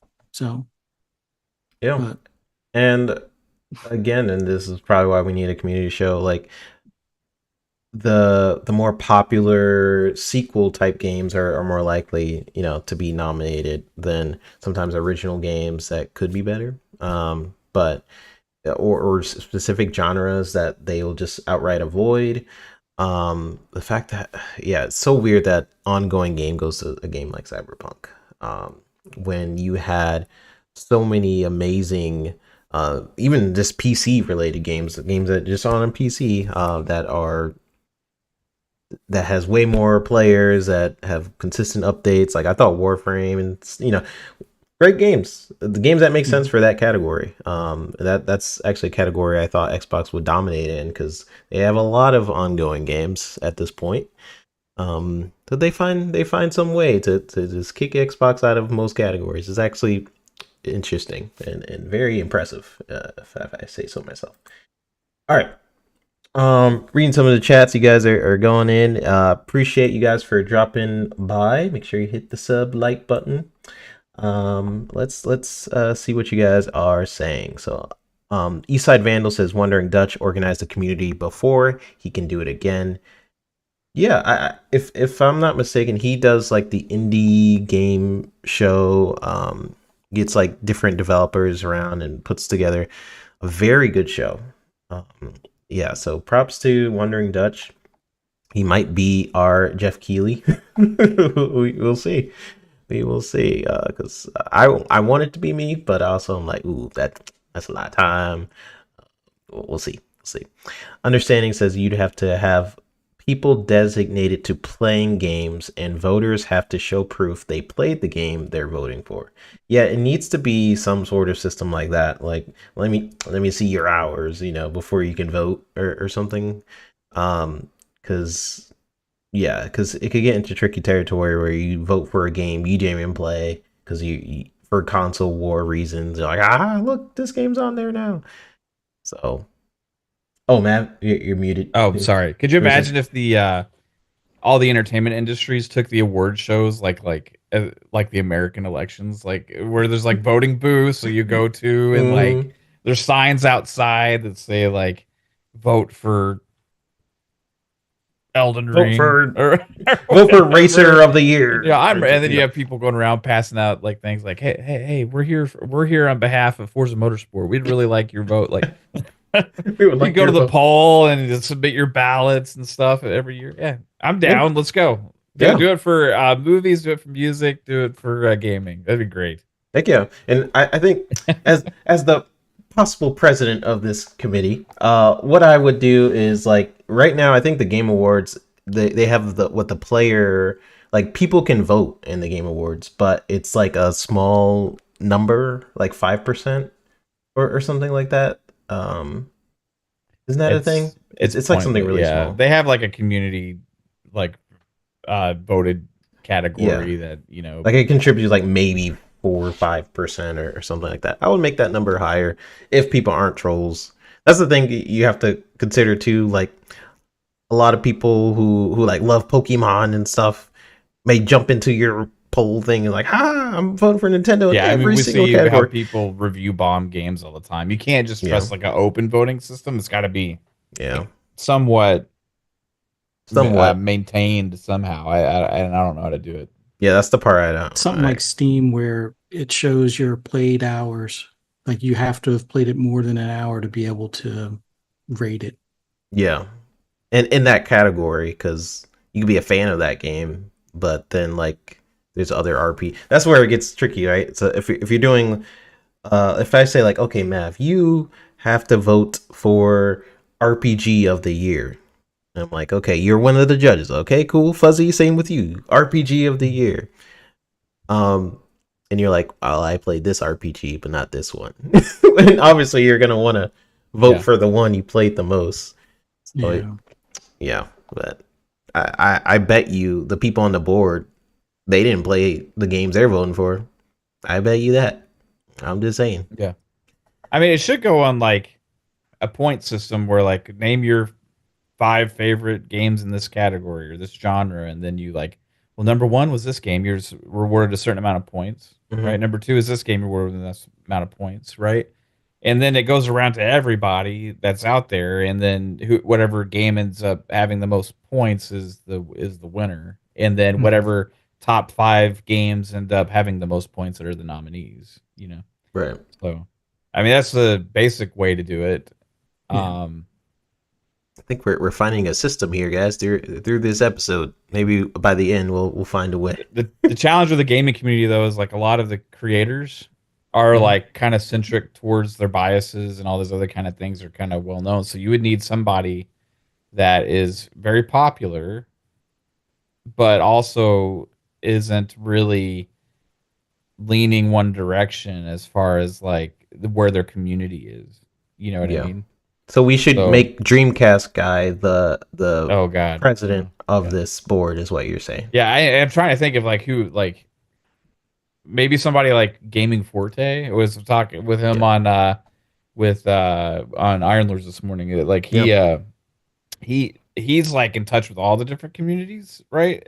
Kind of, and he doesn't ever really, because King David was talking about it. He was like, yeah, he's really down the line. You know, it has to be somebody like that, like that's popular enough to get everybody involved, to reach all the communities. Because like if I send some of those guys a ballot, like, no, it's not gonna work. You know. Yeah. Maybe the best way to do it, if you do get someone who's like hardcore PlayStation or Xbox fanboy, then you have them do a category that doesn't involve Xbox or PlayStation. You're like, oh, I can't think of one, but like maybe that's probably the best way, because they're like, okay, well, dang, I have to play a game that's on both platforms or something.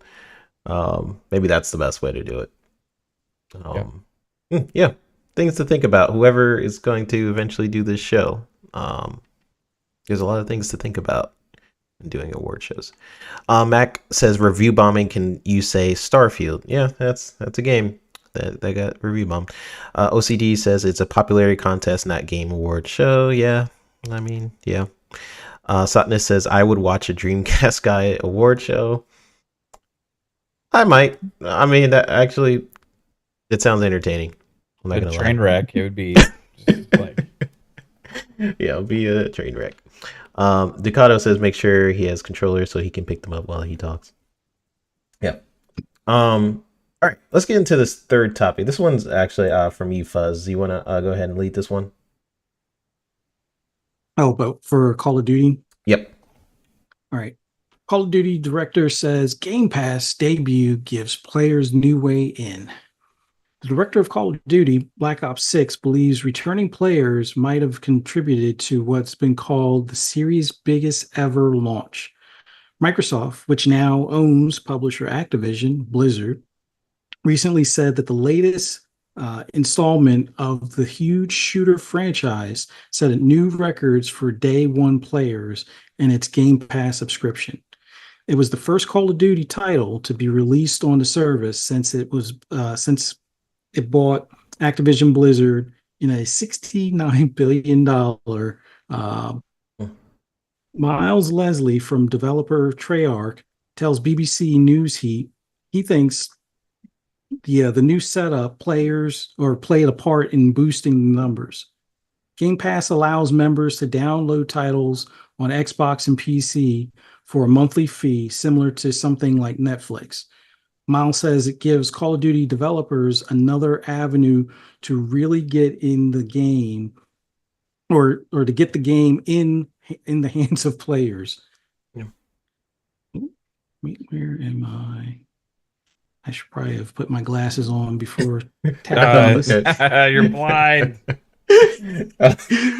What we've seen is allowed people that might have been on the fence, might have had some of that friction, might have been like, I haven't played in a while, to actually come back and try the game, he tells Newsbeat.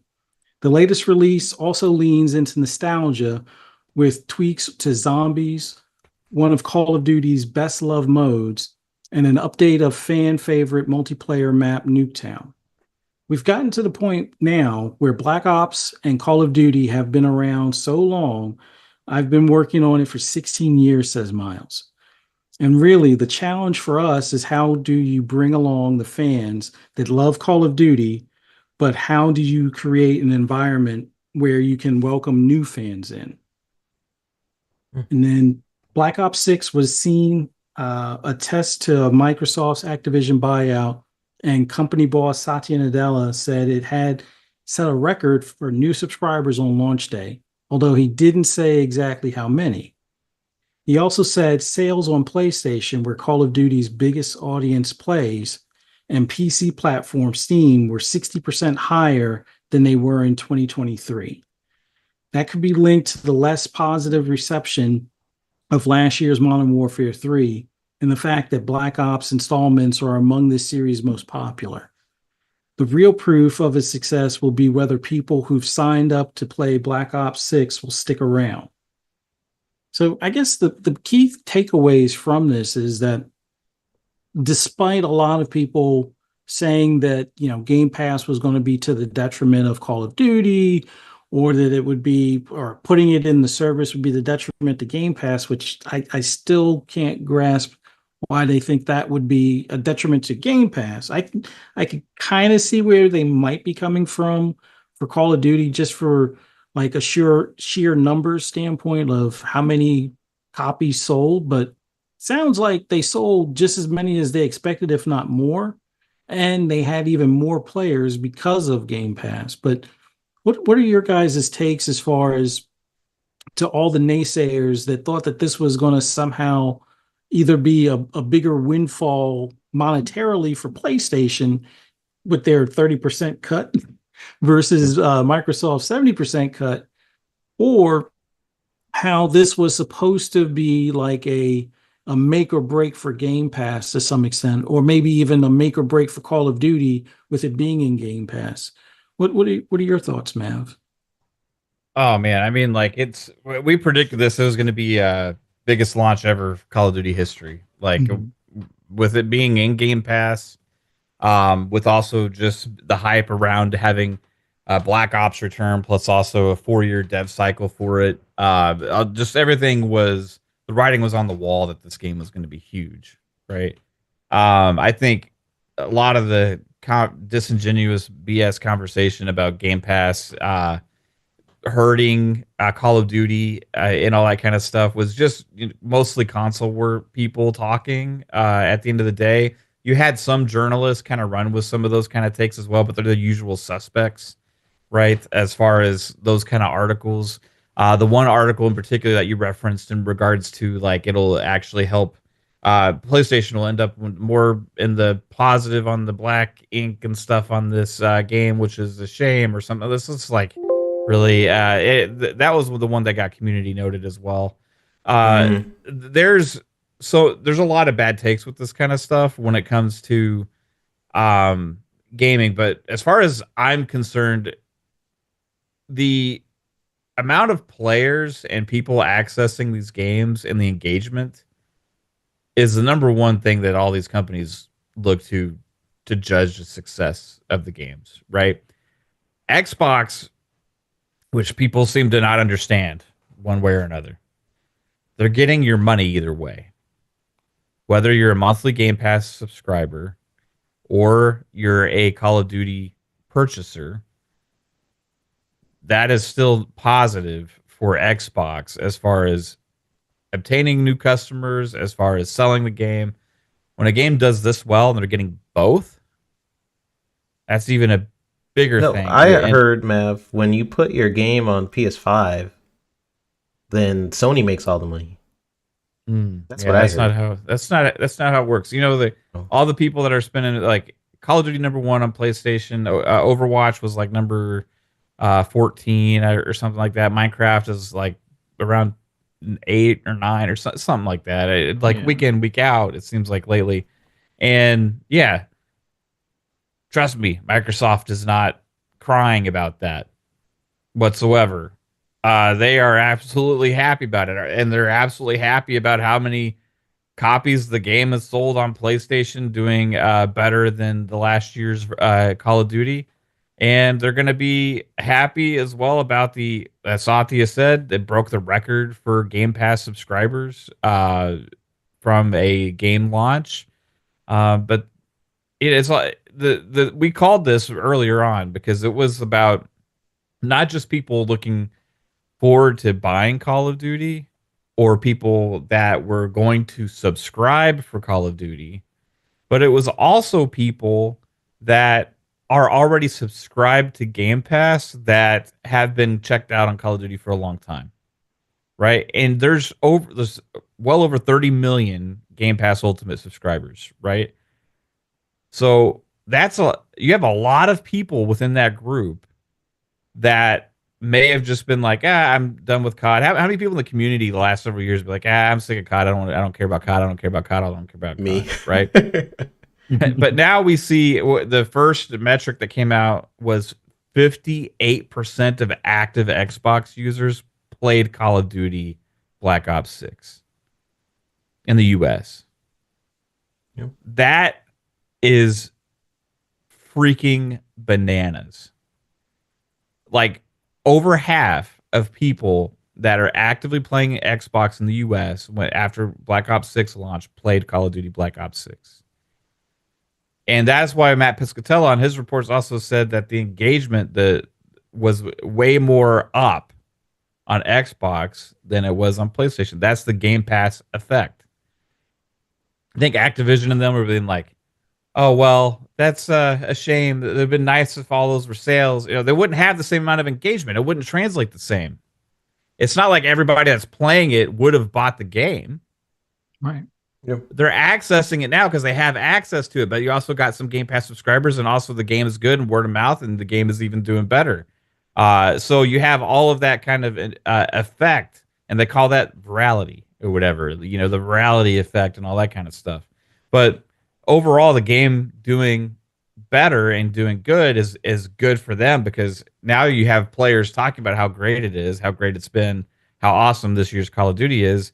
And a lot of the players that have stayed away, I don't know how many people I've seen on social media talk about like, oh, I have stayed away from COD like since like the 360 days or since like early Xbox One or whatever. And now I am playing it again for the first time, and this is like amazing. I'm loving it and stuff. How many people have we seen say that? I've seen a ton, man. And those are the people that, hey, maybe they're gonna buy skins now. Maybe they're gonna buy stuff in the game or whatever because they have access to this stuff. And Marsh in the chat says, when did COD need engagement? Every game needs engagement. You don't think these games want to grow and be successful? Like, it doesn't make any sense. Yeah, obviously they want to see trends going up, and having this amount more of Game Pass subscribers access the game is been a huge positive. Imagine if Concord, had that mentality of like, oh, we don't need engagement. Yeah. What is engagement what happened to Concord? Do for us? Yeah, what's engagement going to do for Concord? We don't need it. Just pay the 50, 40, whatever dollars. You'll be fine. That worked out so great for them. When did COD need engagement? Since the day the very first Call of Duty came out.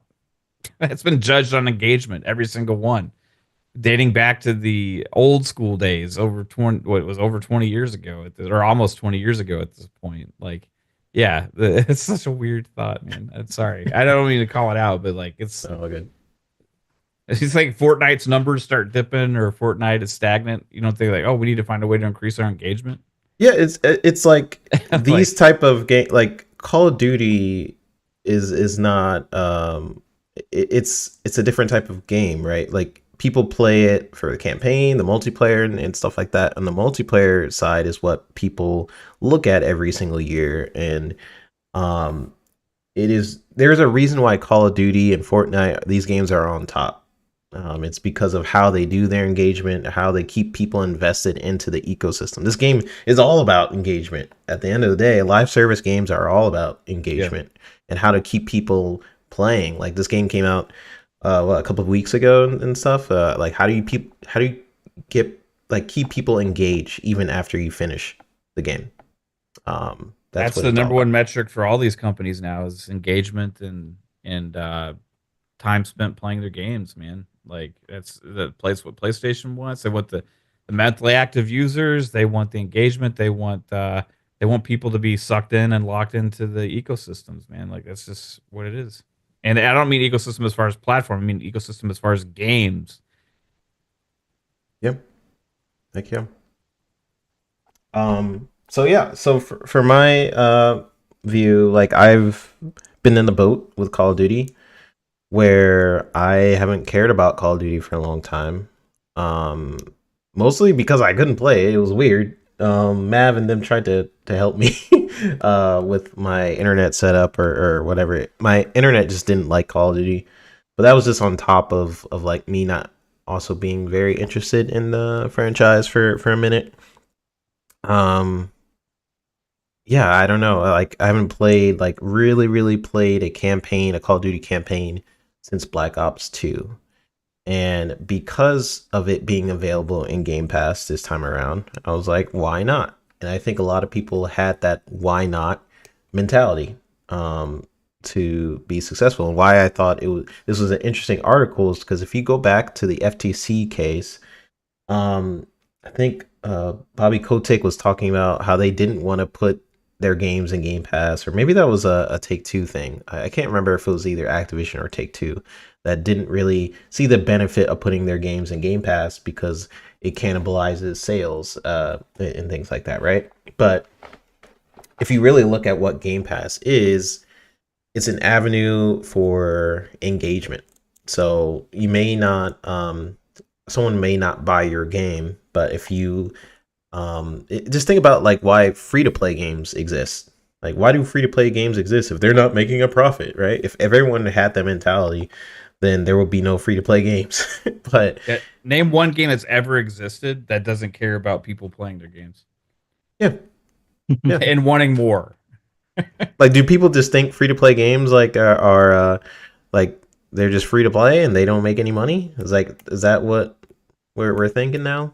Because that's not the case. It's all about engagement and you translating someone playing your game to keep playing your game and then invest, right? There's always a risk you run with something where you have a free to play game, people play it for hours and don't invest in anything. Sure, Sure, that can happen. But what also can happen is you play a game like Call of Duty, you invest in skins, invest in other things where in the past that is a more of a sale because in the past it wasn't always available on Game Pass. And there was an audience member like me who probably wouldn't have bought Black Ops 6. Even if people were praising it, whatever, I'm just like, I don't know. It's not for me. And then because it's in Game Pass, my entry barrier is so low that I'm like, why not? Which translates into a sale for them that they wouldn't have had before. So yes, people like, wow, it dropping on Game Pass, it launching on PlayStation, PC at the same time, and people are still buying it. Whoa. So that just goes to me that a game can be wildly successful when you give players multiple options and entry points. Because it being on Game Pass didn't stop people from just all of a sudden buying it on PlayStation, right? Like it was still, like it says in this article, if not more successful on PlayStation than it has been before. So it's almost like the narratives of Call of Duty being on Game Pass cannibalizing sales it's not really relevant because this is one of the most successful Call of Duties yet. So people are comfortable in their platforms. It's amazing how that can be a thing. Give people options to buy Call of Duty for $70 or play it through a streaming service for, I don't know, like $20 a month, or if you stack it, you could play it. Just play it when it releases. It's just I will always say this: when the fight against like Game Pass has always been weird to me. Like I'll never understand the mentality to just hate something not for what it offers you. You don't hate the fact that it offers you like great content and stuff like that. Like who would complain about that? It's you hate the fact that in this hypothetical future where you see it failing, you don't see how it's sustainable. Like, but my problem with that argument is that means your basis for hating Game Pass is not based on the actual value of what's in Game Pass. It's for what it might do. It's too good to be true, so you hate it kind of vibes. Like Call of Duty being one of the most successful franchises probably of all time. So if this isn't a case study to how Game Pass could work with a huge game such as this, then I don't know what to tell you. Right? Like I will always be the value guy. Like I will never understand the thing. Like I hate Game Pass, and you ask people, genuinely ask them why they don't like Game Pass. It's never because of what Game Pass offers you. It's because like, oh, I don't see how they could keep doing this, right? Like it's such a weird mentality to me. But maybe that's just me. But appreciate you for leading on that, Fuzz. It was an interesting article just because like in the past I think we've seen statements from Activision being wary on Game Pass of what that would do to their overall sales and things like that. But what you get with Game Pass is possible more engagement, which can lead to things like a customer like me who wasn't going to invest in the first place, and now I'm like, I probably need some of those skins that I've been seeing, so I might be getting. There was like this cool dragon one I saw. Heard rumors about like them doing like Master Chief and stuff. If they do that, I will be there. I will be investing as soon as I see that. So read some of the chat and we're going to get on out of here. So Why So Serious says, I was once a pony like you until I took a sorrow to the knee. Then he says the arrow. He meant arrow. It could go either way. Negative Zero says, you can thank the first person to purchase that super horse armor in Oblivion that changed the whole gaming market. Yep. At the end of the day, that's where it all began.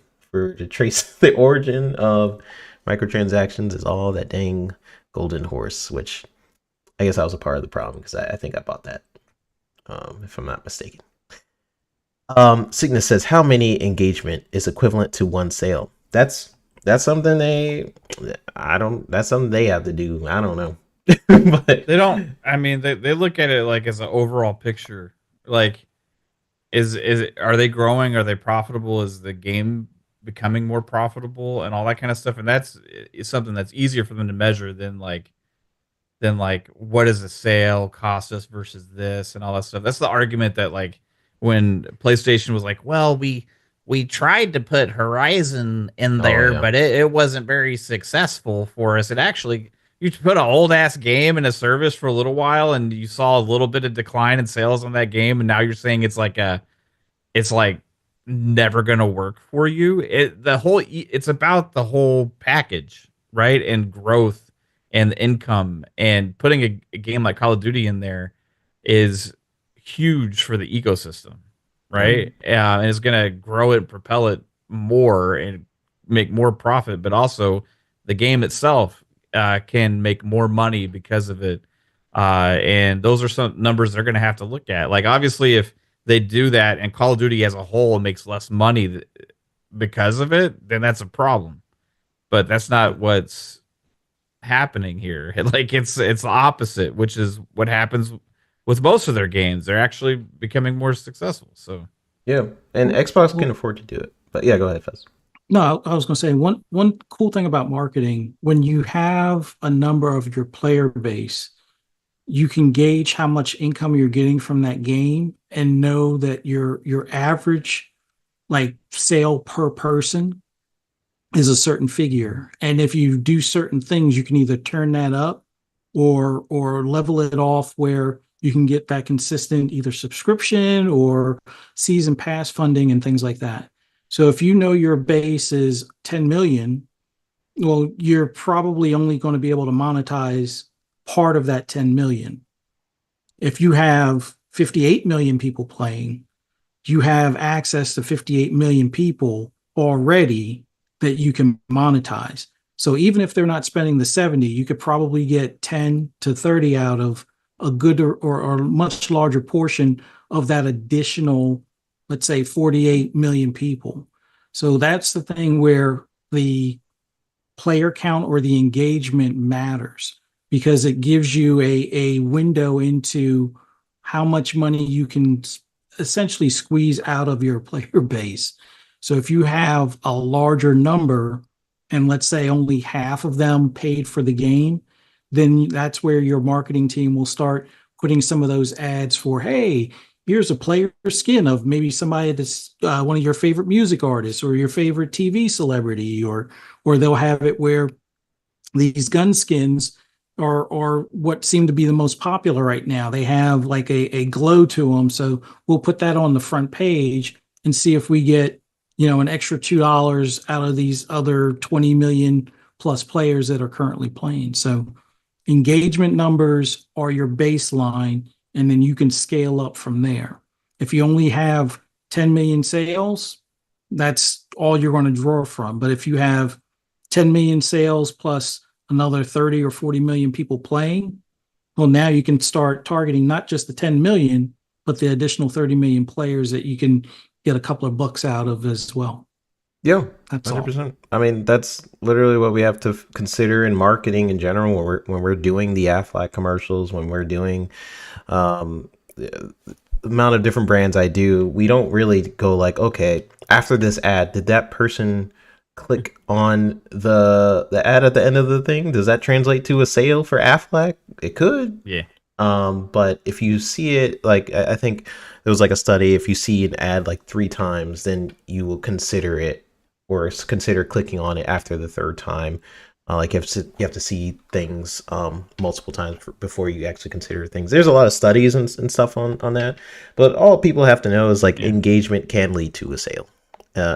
We here at Coca-Cola think that if we put a $10 million ad at the Super Bowl, right, we're gonna get 100,000 more Cokes sold. You know what I mean?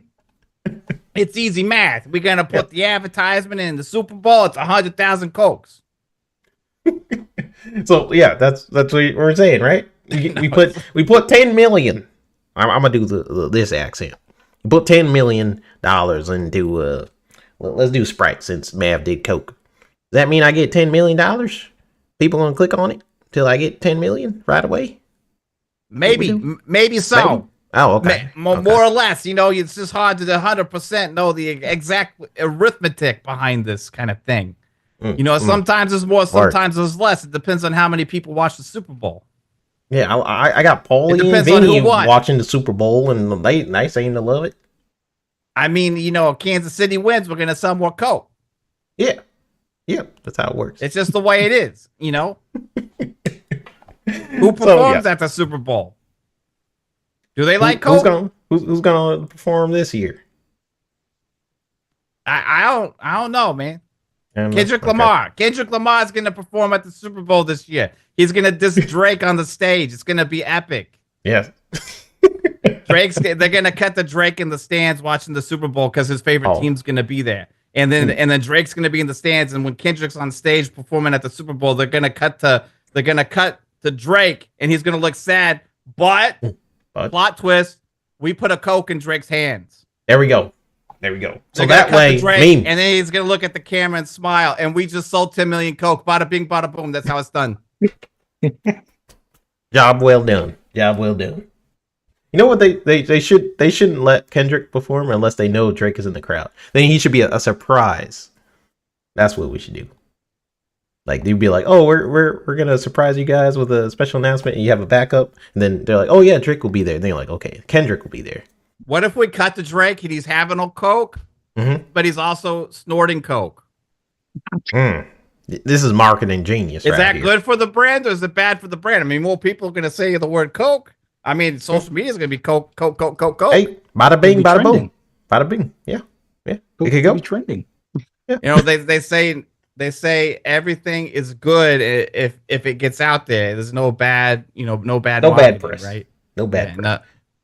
So if we're Coke, we used to have Coke in Coke. Yeah, I mean, literally it's synonymous. That's why we call it Coke. It used to be in the Coke. Yeah. Just bringing it back. Yeah, Coke the old way. The old way. That's the tagline. The Coke the original.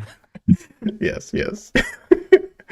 Oh man. All right, you guys. You got anything else you guys want to talk about? I know South of Midnight has been a big thing going around. If you guys watch the documentary and things like that, you guys had a chance to watch the documentary? Yes. Yeah. Yep. Checked it out. What did you guys think? Well, I'll go first. I thought it was wonderful as far as like the amount of detail that they put into the environment. Actually sending parts of the team down to the south so they kind of get the feel of either going through some of the wooded areas or just the overall feel or atmosphere that they want for this game. Knowing that they had to double check on like the enunciation and things along those lines for like the character speaks and things along those lines. They put a lot of love into this. I can't wait to play it. Okay. Yeah, Matt, what were you thinking? It looks great. The graphics look great. The animation looks really good. The world looks good. The setting, I like how they went into detail about like the origin of how they created the story and how they got inspired by it and all that stuff. Biggest takeaway was actually the combat and animation looked really solid. It's like different for Compulsion, so it's like seeing a lot of that and how fast and fluid it is. Like, the big battle against the alligator and how impressive that looked. It's like you see like what Microsoft saw in them and what they're capable of now that they have the backing to be able to fulfill a full vision like this.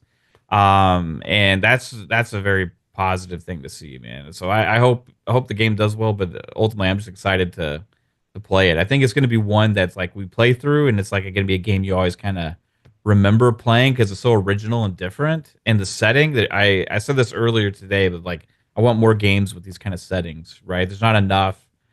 We get tons in like the Northeast and like in New York and in Jersey and places like that, you know. But yeah, you get all those. You get tons of games like in those environments stuff, but not as many in the South. And you know, I Texas my whole life. I've been here, right? So like seeing games that are more in this region is pretty cool to me. So yeah, and I was listening to shout out to Paris. Paris talk with you earlier on the Iron Lords, and then I seen him talk about it on kind of funny Or you're talking about like the folklore, like the Southern sort of folklore that's only been, it's not written anywhere, but it's just been passed from generation to generation. Them talking about like different creatures. It just seems really interesting. Like there's not a lot of Southern type games or games just based in the South, and I think Mafia 3 is probably the closest I could think of that has like the New Orleans vibes and like what does it mean to be in the South in general. Not a lot of games have tackled that. They may have tackled it in maybe a section of the game or something like that. So overall I'm just interested in the different lore pieces of the creatures, how they are just handling the New Orleans type vibes, or Nolans, other people say. Yeah, looks super interesting. So appreciate everybody for coming on in. We have made it to the end. There's this one clip I do want to play. This is from IGN apparently. It's interesting. Let me just play this real quick. Get either a PS5 or an Xbox. I would say Xbox just because of Game Pass. I think that's just really valuable. You get so many games, especially with Indiana Jones coming out, and I think you would just get way more for the value. So I would say Xbox. Max, how about you? Which one would you recommend? Oh, absolutely Xbox. Get either a PS. Yeah. So for Mav and Fuzz probably to hear is IGN kind of just saying hopefully that played for you guys. Just kind of just saying like, wow, Xbox is great value and stuff. Didn't expect that from IGN. I'm just saying. It's very surprising. I feel like this clip has to be AI. Yeah, that was weird. That was definitely weird. Them praising Xbox, like what? That's okay. All right, that's where we are now. I saw that. I was like, are we in the Twilight Zone? What? Like, is this reality? Yeah, I don't know, man. But yeah, obviously, they're starting to catch on to the value with all the games coming out. Call of Duty just launched into Game Pass. Things like this cannot be ignored. You know, we have Flight Sim and Stalker 2 hitting around the corner. Indiana Jones. All that kind of stuff, and the more sentiment you start to hear about that kind of stuff, the more it's going to draw people to the ecosystem, whether they buy a console or play on their PC or subscribe to Game Pass or whatever. It's all net positive for Xbox, but it's about swaying in the mentality of people. Which this is you could look at this as a sign of it potentially, right? But overall, like I think you're gonna see more, because what we've argued all along, ever since all these acquisitions and everything that we knew Xbox was doing, all the games in development, is at some point, and I don't know where that line is, never knew where that line is, but at some point, the value gap can't be ignored. Yep. Right? Because if you're on one platform, everything they have, you're paying $70 for less features with the ecosystem and all these different kind of things. But on the other platform, you're getting everything for a better deal, and they have more coming out, and they have better value for the consumers with the ecosystem as far as features and all that kind of stuff goes as well. At some point, you just can't ignore it, because it's just too much. It's too obvious, you know, and it's going to keep happening as these games keep releasing. It's going to compound on top of each other every game, and they need more positive feedback on some of the games they release, and that's going to continue to help it. And I think Stalker 2 is going to do that. I think Flight Sim is going to do that. I think Indiana Jones is going to do that. Yep. And ultimately, it's like ecosystem versus ecosystem. Wow, my dollar goes way more here, right? Yep. Yeah, I wonder when that turn is going to happen. Because yeah, we talked about the turn, the tide. Like, when is that going to happen? I felt like that sped up with Activision Blizzard, with the amount of games that's probably going to pop up in that service the next few years, and we'll definitely see. But the tides are definitely turning for some people. But IGN, that was just surprising to me, because you know they are the like Kendrick Lamar says, the biggest hater. I'm gonna be the biggest hater. So yeah, definitely surprising. All right, guys. Thank you guys for popping on in every single Sunday night. A lot of you guys had great conversations. I could for hours just talk with you guys because you guys are the reason why we love doing what we do, and appreciate you guys coming to every single Sunday. So let's close on out. Mav, tell people where they can find you and what you got going on. Geez. I don't know, man. I might give up. I don't know if I can continue covering Xbox anymore. This done? Xbox is dead. Man, so excited about Xbox and everything they're doing right now. And if you want to have excitement instead of all this doom and gloom crap that keeps going around, come check out Fun Speculation, because it's about the games. It's about the games, and there's some more games to play coming out, and we're all really excited about a lot of them. So we got multiple shows. FSPs on Mondays at 9 p.m. Eastern Time. PM in the PM with Pong, Soul, and I at 7 p.m. Eastern Time on Thursdays. And then Friday night, as always, Xbox Ultimate Podcast at 9 p.m. Eastern Time. But we also do game streams, and sometimes we'll do a solo stream if I feel so triggered to do so. And you can find all that on Fun Speculation on YouTube.